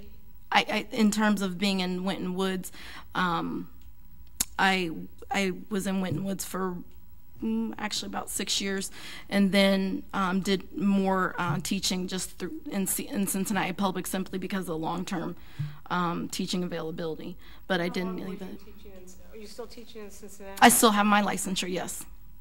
And you're still teaching there too? I've not used it. I've not used it since last year because of my current position. I'm sorry, for your... With my business and the work I do as a business manager. And how long have you been in your business? 3 years. And so, as I was saying, then transitioned to the Winton Woods Student Achievement Committee under Eric Thomas, and then ran for school board. Worked on a number of different programs. Did you run for school board? 3 years ago. Do you plan to do that again? No. No, I do not. Then getting involved with the Forest Park Women's Club, of which I'm a member, as well as the Forest Park Democratic Club, and then on the EDC and the Environmental Awareness Commission. So those are EDC and Environmental Awareness How long Committee. have you been on EDC? Since February. Okay. Well, I apologize. I've been attending meetings. I was sworn in last month. So EDC last June. since June? Since June 2017. And the other? January for the I'm sorry. You said the EDC and what else? The Environmental Awareness, and that's also the same time frame. Forest Park Democratic Club, January 2017 to present. Forest Park Women's Club, January to present of this year. So Forest Park was January of this year, you said? Yes, ma'am. Okay. Mm-hmm. And then I do a number of things with other organizations here in Cincinnati, in Forest Park. And that would be what other organizations? We have the Kemper Road Christian Church. I help them in various ways. And then IBC, which is my home church, Inspirational Baptist.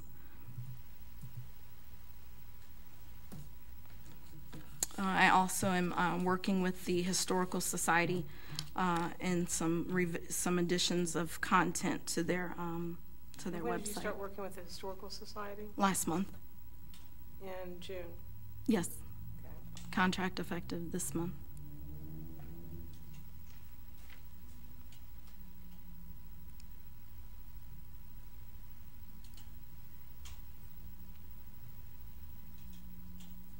Okay.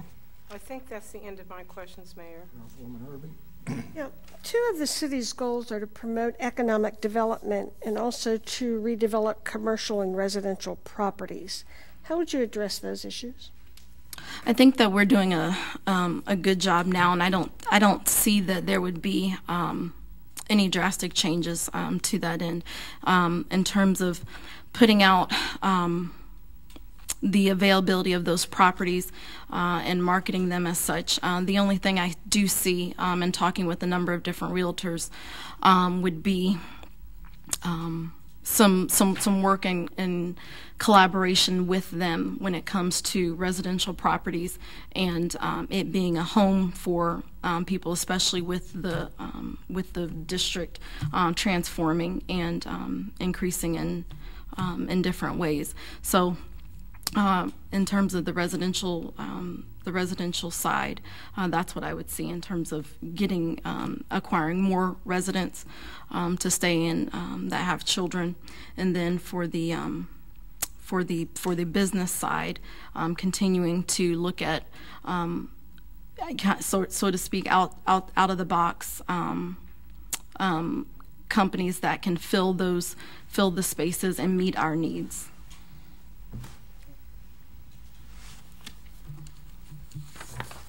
Okay. Our city prides itself on being a diverse community.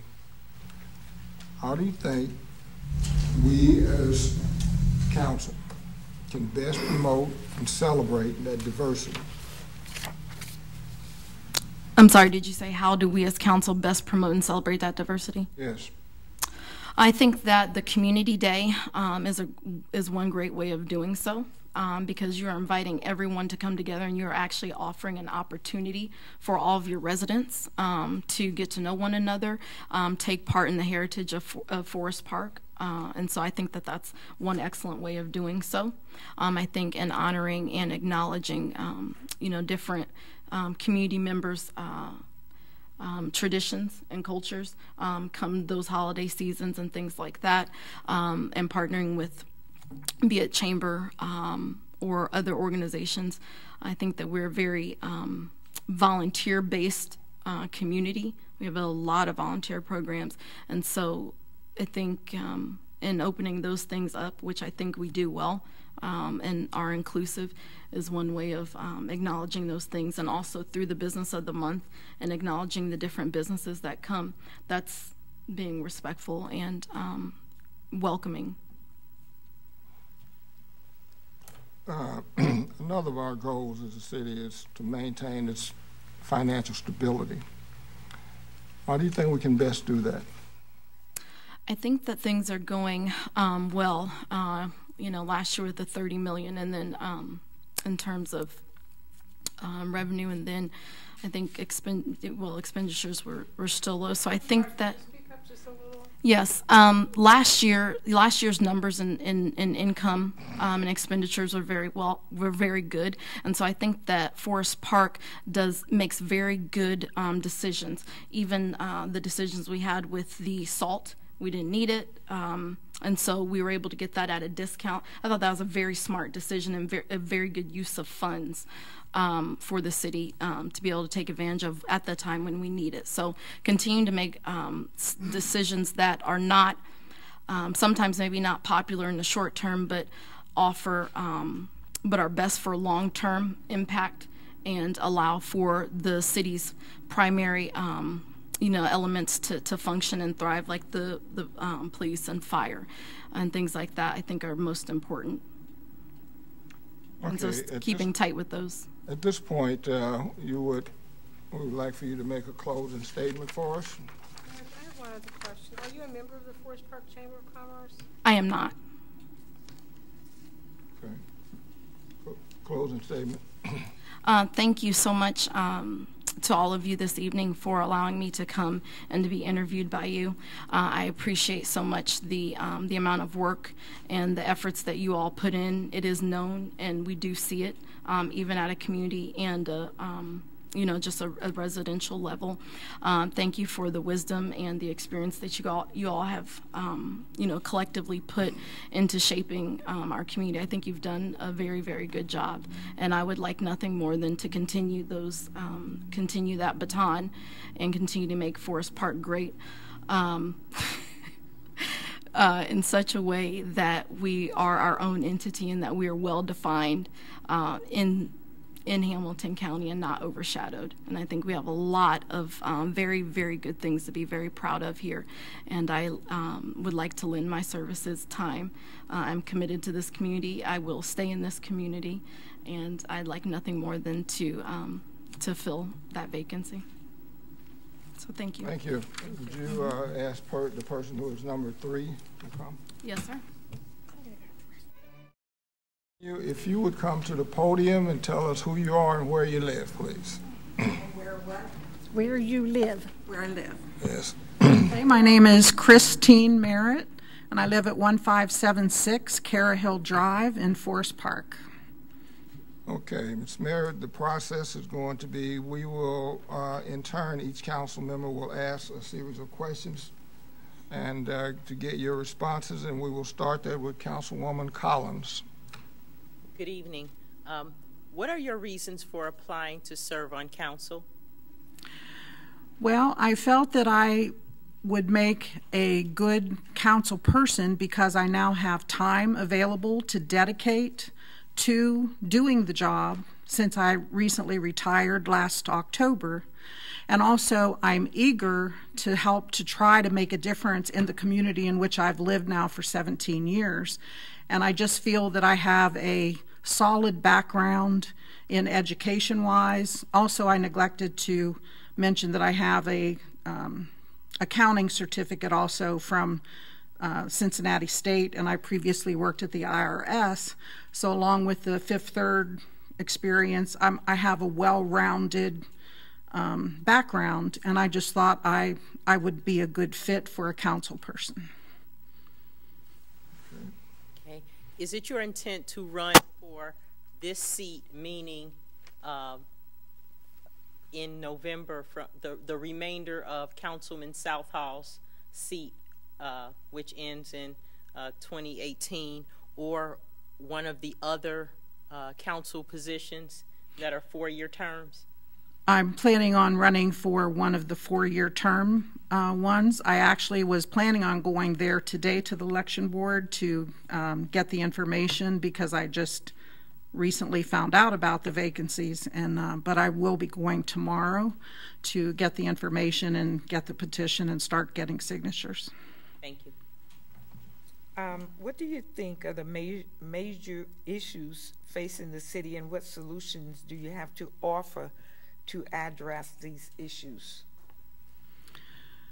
I believe that probably the major issues would be bringing in more development to the city, more businesses, and making our city desirable for businesses by offering different kind of incentives to them to help them to relocate here. I think that we have a good location off of the interstate system, and I would like to work on that.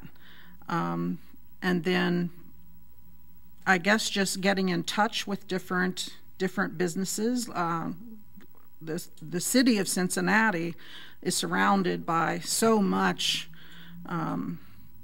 manufacturing and economical growth, the whole area, and I would like to see more of that come to the city of Forest Park, because I realize that the city of Forest Park is the 4th largest, I believe, city in the Hamilton County, and so I would like to see it grow even more. I think it has good schools to offer, and I think it's a desirable place to live.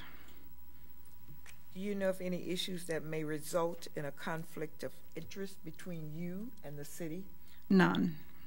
None. Thank you. Mm-hmm. Good evening. Good evening. And I've got a couple of questions as well. If you could describe your work and leadership style, including how you work with other individuals.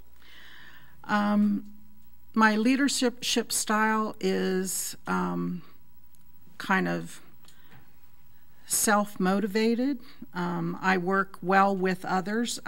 When I worked at Fifth Third Bank, which is where I just retired from, I was on a team. We had a team of people that we had to work with, and we had team building activities and different events, and so we all worked so well as a team, and we even got scored on our team building efforts. And so we even had a scorecard that we were graded on to get our bonuses. So I always bonused every month with my points that I earned from different things, and I would initiate different projects along with our team. I led some of the groups. And let's see, and then when I was prior to that with the IRS, I was a revenue agent. I conducted audits on tax returns. So I interviewed lots of different economic group people, and I had to have well-honed people skills, because I interviewed audited attorneys. I interviewed and audited paper route delivery people. So it was such a wide variety of people that you had to have good people skills in order to adapt to people's different levels of their their activities. So, and some of them were kind of difficult to deal with, especially attorneys that wanted to deduct their suits as a business expense. So, no offense, no offense. But anyway, it was. I feel that my people skills are one of my highest rated things that I achieved during my long-term work career. But does that answer your question? Yes, thank you. Okay. And then the next question I have really relates to time and commitment in this position. Right. So do you have an understanding of the time commitment necessary to be effective as a member of council? And are you willing to put in the required time to achieve that level of effectiveness? Yes, that's why I waited until I retired from work, because as I'm sure most of you know, whenever you're working, your time is very limited. And as a single person, I was responsible for everything, taking care of the house, all of the other things that come along with the house, yard work, everything. So my time was very limited, and I had to do everything else when I wasn't working. So I wouldn't feel that I would have the level of commitment that I would have now. But I'm eager to take on this. I love challenges, and that's what I think inspired me to actually apply for the opening whenever I saw it listed in the paper. So that's when I became aware of it. So when it was just listed. So. Thank you. Mm-hmm. Councilwoman Cottle. Explain what you bring to council, please. I'm sorry, I just couldn't hear you. Explain what you would bring to council. What I bring to council? Yes. What would you bring to council? Explain that. I would bring a high level of commitment and dedication. I would bring a dedication to doing a good job, because I have a very high level of expectation for myself. I'm a list maker. I check off things as I do them. I write lists of everything, check it off, make new lists. I'm a very organized person. I always am on time. I'm prompt. I can't say that I ever missed a day at work at Fifth Third other than vacation days. I'm always where I'm supposed to be, doing what I'm supposed to be doing. How long were you at Fifth Third? At Fifth Third, I was there for 7 years. And IRS? The IRS, that was at 1 year, and then but since my location was in Dayton, I found the travel, which even went beyond Dayton, the radius of area I had to cover, so I resigned after a year. And prior work experience? Prior work, I worked as a corrections officer at a prison back where I used to live. Belmont Correctional, BECI. Where is that? In St. Clairsville, Ohio. It's 100 miles east of Columbus. Okay. I've worked at GRC doing student loans, Perkins loans, different things of that nature. I was there about 5 years. Okay. But it wasn't until I found the job at Fifth Third Bank that I really found a niche, and where somebody wasn't downsizing due to cutting in funds, and it seemed like I had never found that ideal job that was fit for my skills until I actually got to Fifth Third. But so you worked at Fifth Third here in Cincinnati? Yes, at the one right off of 71. It was a corporate office. It's called the MOB, Madisonville Operations Building. On 71. Mm-hmm. Yes. And how have you been involved in the city? Well, I volunteered to be a judge for the beautification contest I estimated, I think I put like 10 years, because I'm not sure how many years it's been. I belong to the Senior Citizen Center. I attend the line dancing classes every Monday. I saw you there last week. And you were yes. And I go on different events on the bus with everybody, attend that. How long have you been involved in the Senior Center? Well, actually, regularly, just since I stopped working. But I go every week, every single week. Right, right. Last few months. And then I volunteer at my church. I do. I help with Family Day. I'm an intake specialist. I collect data on So that's Lincoln Heights Missionary Baptist. Lincoln Heights Missionary Baptist Church. Yes. That's where I kept thinking you look familiar. Yeah. So yeah, I just recently started that. The program just took off this month in July, so we go twice a month and collect data to try to get grant money and funding for the food pantry and the clothing pantry. Food pantry and clothing? Wow. Okay. Right.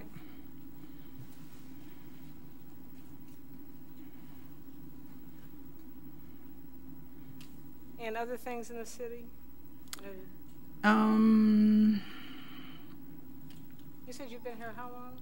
17 years. Always on Carey Hill? Always on Carey Hill. I know I see you sometimes walking, so. Right. Okay. I think that's the end of my questions, Mayor. Councilwoman Herbie. Yes. Two of the city's goals are to promote economic development and also to redevelop commercial and residential properties. How would you address that? I try to make contacts with different companies. I've had prior experience with that with different steel companies, Wheeling Pittsburgh Steel. I did an internship with them when I was at Ohio University. I've worked with owners of coal companies. This is back where I used to live. And I mean, I have a way of talking to people and getting things donated, and I can accomplish things like that because of just how I present myself, I guess it is. But I think one-on-one contact is the best way to do it, to take the time to go talk to people and present what you're trying to do, trying to accomplish. And if there's a need for something to get donated, I would have no trouble talking with people about doing that, or trying to sell an idea to somebody to try to help them to locate here. I mean, I would, of course, reach out through email or letter, but ultimately, schedule meetings one-on-one. I would have no problem taking the time to do that because I think it's a really important thing that would benefit the whole community.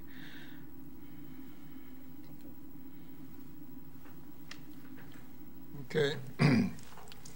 Forest Park prides itself on being on its diversity. How do you think we can best promote and celebrate that diversity? Well, I think just by continuing to do the things that you're doing, the center is a prime example. There are people from all walks of life there, all cultures, all races. I feel right at home there.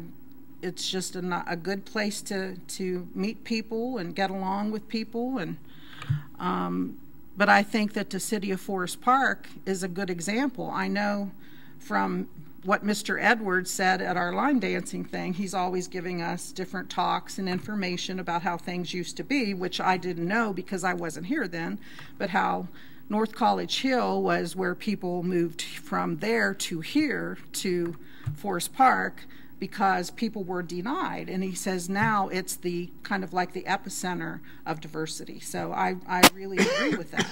I think it's a very good place to live. And where I moved from, I led a very sheltered life. I mean, I was in it was a tiny little community, about 500 people. Needless to say, all white. And when I just feel like I'm now in the real world, where what you see on TV and everything, it's enlightening. And I mean, not just between black and white, but between Muslims, between Arabs, between all, Japanese, Chinese, all the different cultures. I love living here. I just think it's a great place to live. Spanish, I mean, nobody knew anybody back home, you know. So anyway, I love living here. I think it's a great place to live, and I would try to find other ways to help to promote it. I hadn't actually thought about that specifically, but I'm sure I would be able to come up with stuff. I like to do research. I'm always about learning new things, finding out new avenues to explore, and so that's how I feel. Thank you. Okay, at this point, we're going to allow you to make a closing remark. No.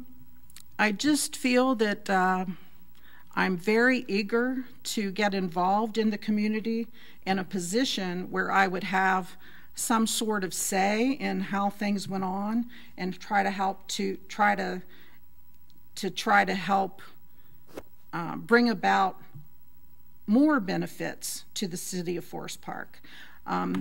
If I'm not successful in running for the council or this appointment, I still would continue to do the things I'm doing. I also have applied to get on commissions and boards to become active in that respect, to volunteer to do other things, just as I'm now becoming more involved in the church, because now I have the time once again. So it's just in the beginning stages. So it's baby steps at first, and then we'll keep going. Thank you very much. All right. When you go back up, would you sit down number 4? Certainly. Thank you very much. Thank you. Thank you for your time. Hello. Step up to the podium, please. We're not doing opening remarks, but we would ask you to tell us who you are and where you live. Good evening, Honorable Mayor, Council, and City Manager. My name is Stephanie Summerall Dumas. I live on 11792 Cedar Creek Drive for the past 30 years. Okay. What we're doing is each council person will in turn be asking you questions and allowing you an opportunity to respond to those questions. The first council person will be Councilwoman Collins. Good evening. Good evening. What are your reasons for applying to serve on council? A couple reasons. I did know Mr. Charles Southall. We were acquaintances. I know his extended family a little better. He had attended my church several times, and I had talked to him several months ago about if he looked at looking at higher office, would I be willing to help him out? I was more than honored to be able to do that. I actually called some of his family before I applied to see if maybe they could fill the seat for 4 months. I thought it would just be unique that they fill his remaining time. Unfortunately, the one person who lives in Forest Park is not in good health. So I made the decision to do that. I thought it was a gap that needed to be filled, and that's why I decided to go on and do it. Okay. Also, is it your intent to run for this, meaning Councilman Southall's remaining year and a half, or another council position, meaning one of the incumbent? Excuse me. That option is certainly on the table. At my age and time, I make destiny decisions, and when I thought about it, this was a decision related to where I wanted to be at this time. And so as I move forward, that could also be an option to continue serving on the council. Okay. What do you think are the major... I think... I'm sorry. Because a declaration of either or would need to be made by August 9th, I believe, as far as with the Board of Elections.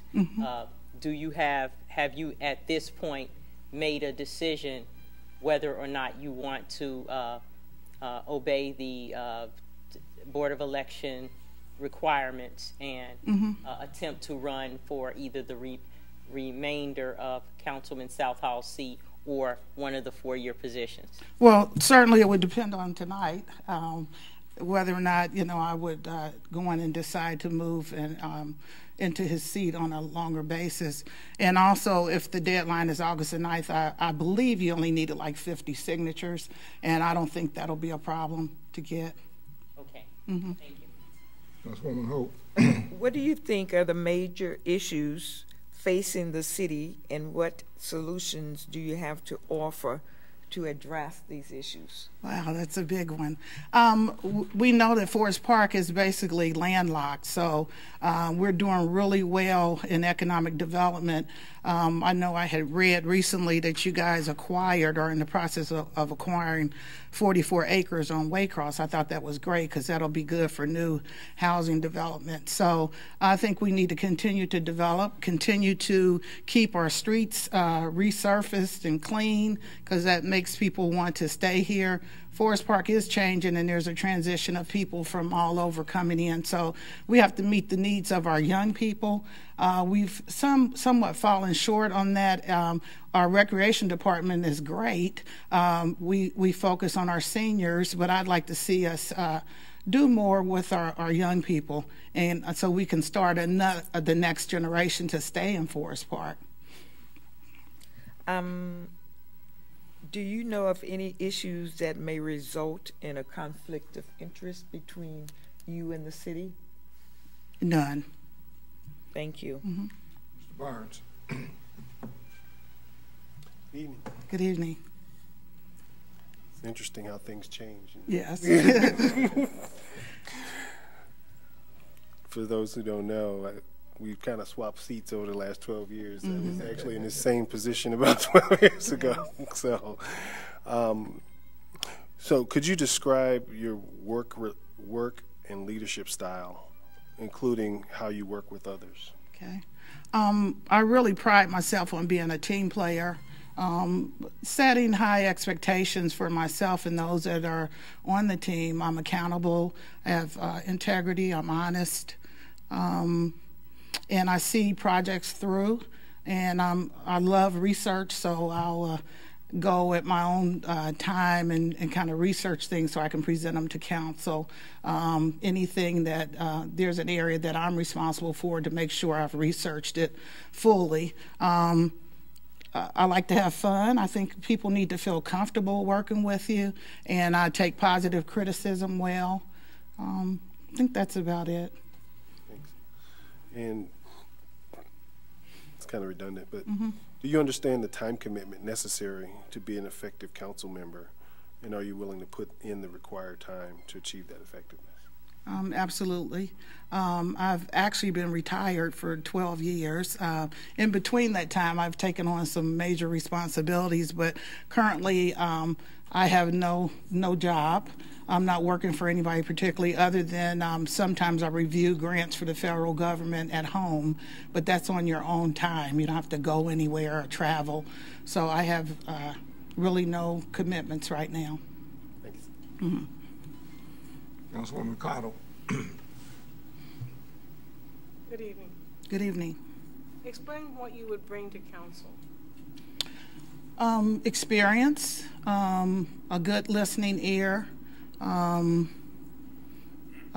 teamwork, creative thinking, and just listening to the council that is already here to make sure I follow that same path that you are going in, not being autonomous to the point where you try to make your own issues, just to work with the issues that are currently on the table for council, because as you were saying, it is a 4-month term right now, but to just try to work with the team and not to have my own agenda, but to work with and make it as smooth a transition for all of you.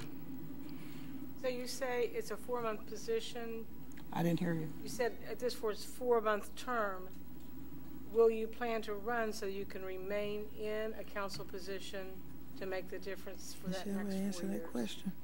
Well, as I was saying earlier, the option is there, and I will meet the deadline that it takes in August to make sure that I'm able to run.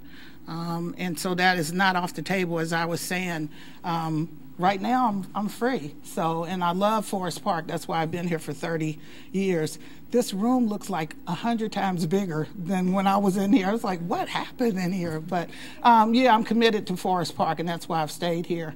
And so I would like to. When were you on council? I'm sorry, I don't remember. 93 to 99 as council and vice mayor, and then 99 to 2005 as mayor.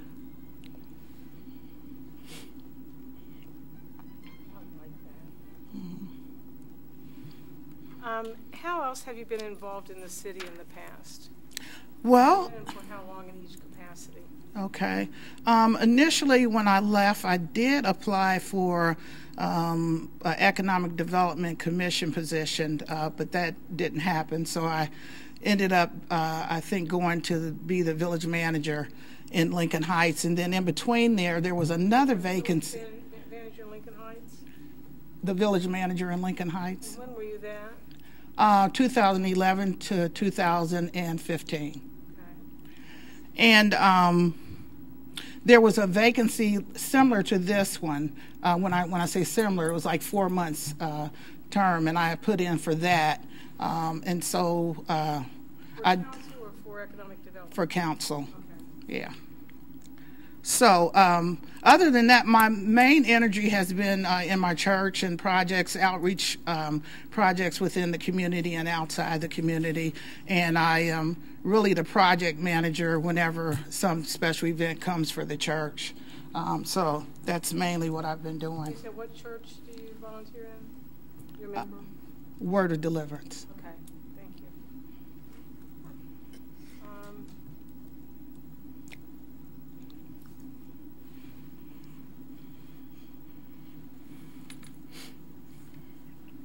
Herbie. And other responsibilities, I know you said you've retired and then you were the village manager. Other, I guess, volunteerism here in Forest Park. As I was saying earlier, I attempted to different boards and commissions and a council position, and that didn't work out. But as far as volunteering in Forest Park, other than sort of calling and watching in my neighborhood and things like that, no specific committee or board. All right, that's the end of my questions, Councilwoman Herbie. Yeah, 2 of our city's goals are to promote economic development and then also to redevelop commercial and residential properties. How would you address those issues? Well, it sounds like from the meeting we just had earlier that it's being addressed very well. I heard about Kmart, the possibility of Kmart, and also purchasing the 44 acres I talked about earlier. So it sounds like we're on the road to where we need to be, and because most of our land is being used. I know that you guys have demolished some properties, and some of them you own, other ones you don't, but I think some of those eyesores needed to be demolished and then either rebuilt or sold. So, you know, economic development has always been just a great area along with community development in the city of Forest Park. So I would say just to keep doing what we're doing, try to get more grants if we can. Thank you. Good evening, Mayor. Good evening. As you know, the city prides itself on being a diverse community. Yes. How do you think the council can best promote and celebrate that diversity? As I was saying earlier, we used to have like a community festival. It seems like I heard that you guys were having one, or did you already have it? I thought I read in the newsletter, yeah. And when I saw that, I was like, yes, because that was just the greatest thing to bring everybody together. We had talked, you know, many years ago about having each block or each section have a little contest, and just so people can be familiar. I would imagine a lot of people don't even know where Forest Ridge is, or, you know, or whatever. Some of those sections people don't even know. So to bring people together in a fun environment and just share some experiences, have some contests, you can't do that. That might be one time a year. But I think it needs to be smaller, maybe quarterly things that each area can do and bring each other together. Because as I was saying, there's a lot of transition that's taking place in Forest Park right now. And it's just a somewhat different environment. And get to know your neighbor, you know, get a neighbor. I think, Charles, we had talked about, Mayor, I'm sorry, like a basket for the neighbor. Yeah. When new people come in, I don't think we're doing that now. Yeah. And let people know we're glad you're here, maybe give them a copy of the ordinances or something and let them know what's expected. So just that personal, individual touch, what I think would be great, that you're important to us. Okay. Okay, Mayor, at this point, we're going to give you some time to make closing remarks. Okay. Thank you for the opportunity to come before you. I'm excited about this opportunity. This is, I can't believe really that I'm here, because I usually don't go back to things, but I think that I can fill a void. I think I can fit in.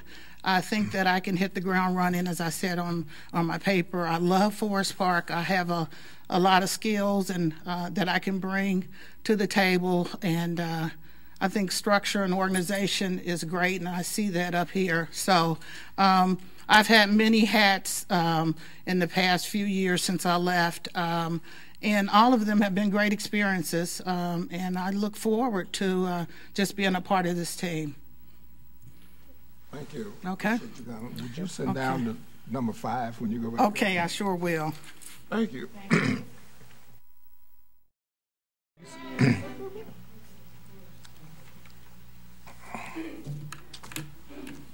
We are not necessarily doing opening statements, but we would like for you to tell us who you are and where you live.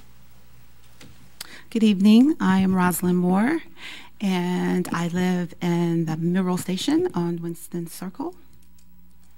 Okay, Ms. Moore, what the process is, each one of the council people will in turn ask you questions and allow you an opportunity to respond to them. Then at the end of the questioning, you will have an opportunity to make a closing statement. Okay. First council person asking question will be Councilwoman Collins. Good evening. What are your reasons for applying to serve on council? One of the reasons why I'm applying to serve. You have a very soft. Okay, sorry. One of the reasons why I'm applying for council is because I've been a resident of the city of Forest Park for 24 plus years, and I've been very active and an advocate for the residents here. And so I want to continue to see our community grow and be more progressive. And so that's one of the reasons why I am seeking becoming on council. Okay. Also, is it your intent to run for this seat, meaning the remainder of Councilman Southall's seat, or another seat, meaning one of the incumbents' positions that will be available for challenge in the November 2017 election? Yes, I intend to run for the November 17 election for council. Do you have a decision as to whether it would be the remainder of Councilman Southall's seat or one of the other positions? Councilman Southall's seat. Yes, and another seat as well. Yes. So the answer is yes, another seat, yes. Okay. I think there's a little confusion there. Those are two different positions. Yes, one I'm aware. Of his, yes. And for tonight. Yes. And through November 30th. And then that person has to run again for the remainder of his term, which would be a year and a half. So that's one position to be run for. And then there's a 4-year opportunity to challenge one of the incumbents. Yes, I would like to challenge one of the incumbents. So for a 4-year term? Yes, that's correct. Okay, thank you. Councilwoman Holt.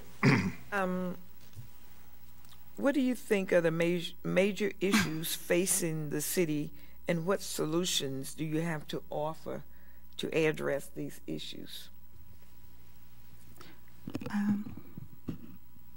I think one of the major issues is our increase in taxes, and looking at how we can provide some leniency or some reduction in our tax base for our residents. And so I think that's a major concern. Another concern that I have personally is the health and wellness of our community. I feel that a healthy community have healthy schools, healthy residents. So health and wellness is a major concern for me, making sure that our residents are healthy. Do you know of any issues that may result in a conflict of interest between you and the city? No. Thank you. Mr. Barnes. So could you describe your work and leadership style, including how you work with others? Currently, I am an adjunct full-time instructor at the University of Cincinnati College of Nursing. I'm a registered nurse, and one of my roles there is I am the coordinator for their community nursing program, so I coordinate all the sites for the students in the undergraduate program. So what that entails is partnering with community organizers, community public health departments, hospitals, community agencies that will allow our students to come in to get their nursing clinical and practicum. Addressing leadership, I think my leadership style, I am military, and so retired military, 22 years of service, but I think I'm more of a visionary leader. I set long-term goals, and I'm very dedicated and disciplined in achieving those goals and putting people and teams together in order to accomplish those goals. Thank you. My last question is, do you understand the time commitment necessary to be effective as a council member? And are you willing to put the required time to achieve that level of effectiveness? Yes. You want to elaborate on that a little bit? Yes. As I said, I'm a resident, been a resident for 24 years, and I've been very active for those the duration of that time. And in the schools, in the community, sports, and so that takes a lot of commitment to do that for as many of years I've have invested in the residents of Forest Park. Councilwoman Cottle. Yes, could you go back and go through, you said that you teach at UC in the master's nursing program? Undergraduate. Their bachelor's program, yes. BSN? Yes. And will you continue that as well as the council position, and then your commitment? You're saying you're not sure you're going to run again after the 2018, or you're going to run after Councilman Sullivan? Yes, I am going to run again, yes. You're going to do that one and the next one, so you yes. commit to all of that? Okay, yes. Okay. And thank you for serving on We Thrive. Thank you. It's nice to be a team member with you. We're looking forward to the Community Day and how we're going to participate in that. Yes. And thank you for your commitment in the work you do. Do you do other kinds of, I know you do We Thrive. Yes. Do you do other kinds of volunteerism in Forest Park at this time? At this time, I belong to several nonprofit organizations that support the residents. One organization that I belong to recently donated $300 for our baseball program. We had an awards ceremony. Yes. And so. What organization is that? It is Delta Sigma Theta sorority. Thank you for that. Thank you. I belong to a Tri-T group, and we send four Forest Park young girls to camp each year. And it's really nice to be able to do that. And then we follow them. And if they have sisters, we send them to camp. And it's just an organization of women in the country that work with young people.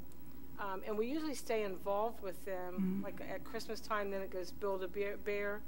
And it's been really neat to be in the Forest Park families of children that wouldn't have an opportunity to be in camp and be a part of all that as well. Thank you. And you're also interested in Parks and Rec, you said? Yes. I am the vice chair of the Park and Rec Commission. Yes, yes. Okay. Thank you. Yes. How long have you been doing that? 8 years. Thank you. I think that's the end of my questions, Mayor. Okay. Councilwoman Herbie. 2 of our city's goals are to promote economic development and also to redevelop commercial and residential properties. How would you address those?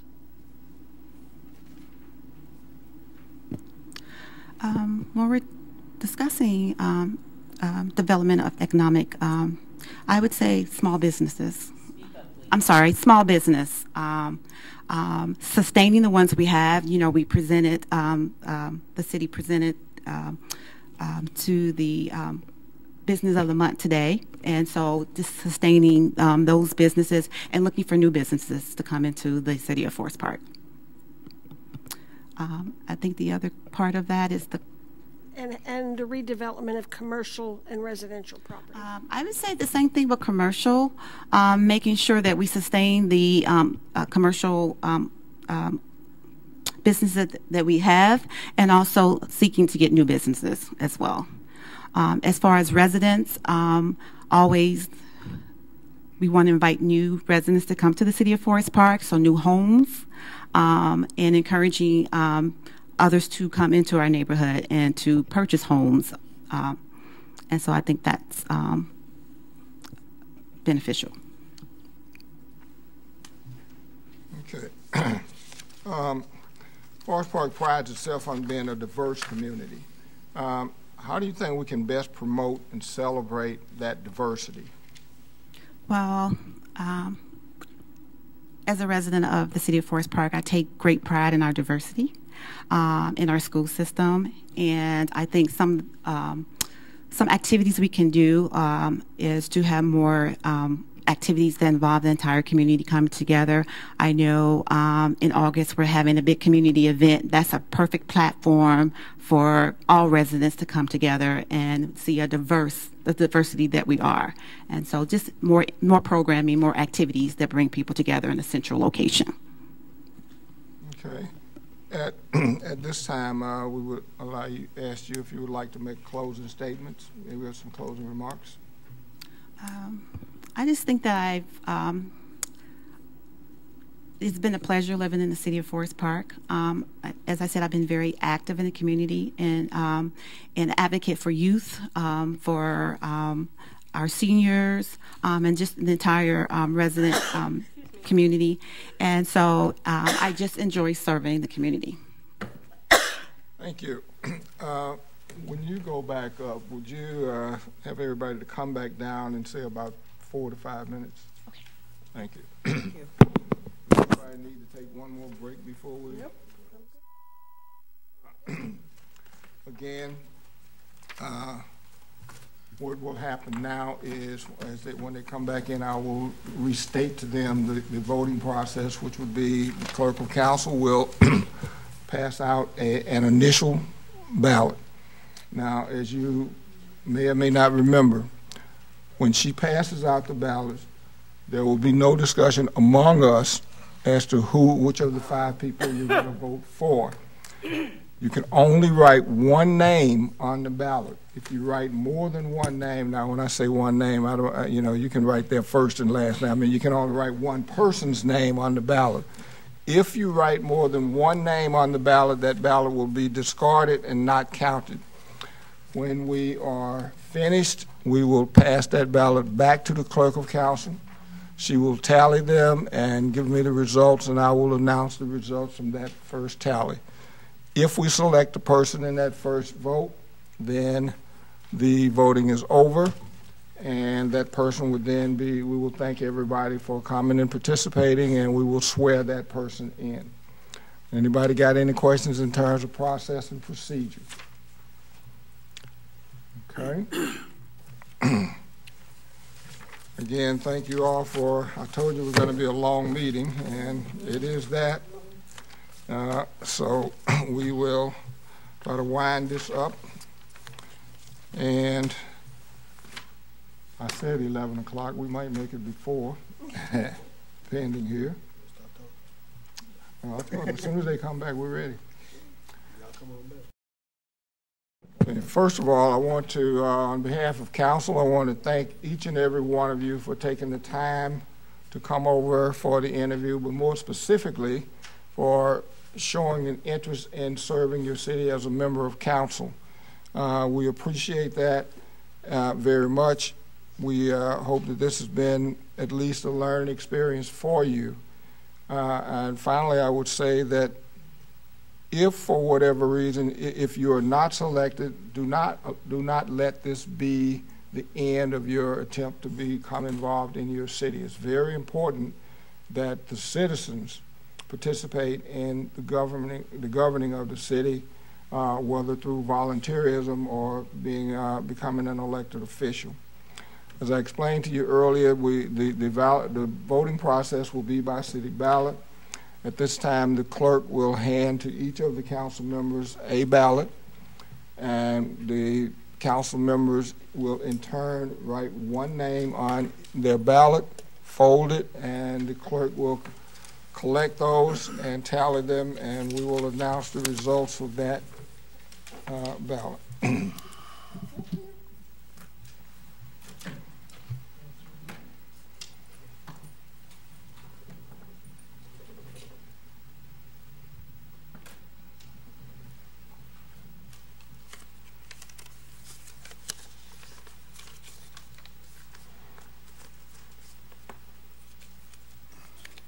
Okay, has everybody marked his ballot?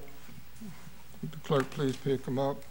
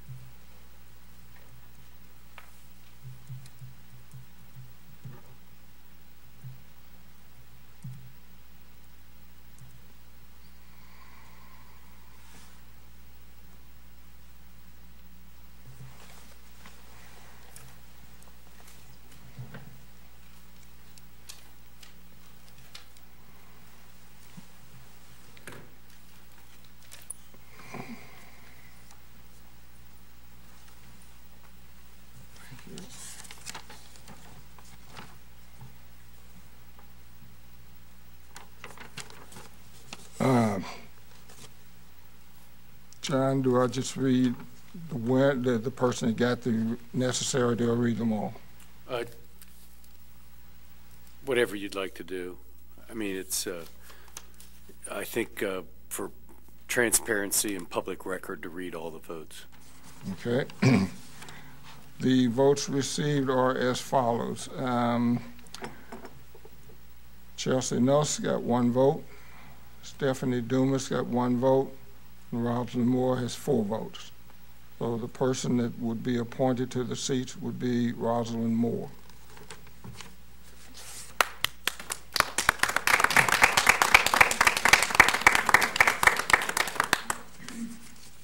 Okay. Rosalind, if you would come up to the podium, the next order of business would be to swear in the council person and have him take the seat. Raise your right hand and repeat after me. I, and state your name. I, Rosalind Moore. Do solemnly swear or affirm. Do solemnly swear or affirm. That I will support. That I will support. The Constitution. The Constitution. Of the United States. Of the United States. And the Constitution. And the Constitution. Constitution of the State of Ohio, of the State of Ohio, the Charter the Charter of the Municipality of the Municipality of Forest Park, Ohio, of Forest Park, Ohio, and that I will faithfully, and that I will faithfully, honestly, and impartially discharge the duties as Forest Park City Council member. as Forest Park City Council member. Congratulations.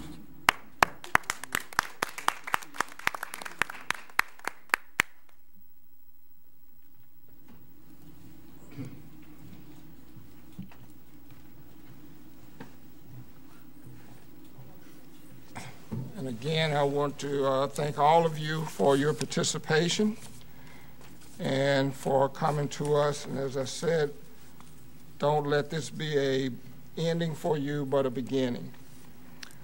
So with that, we would move now to the next item on the final item on the agenda,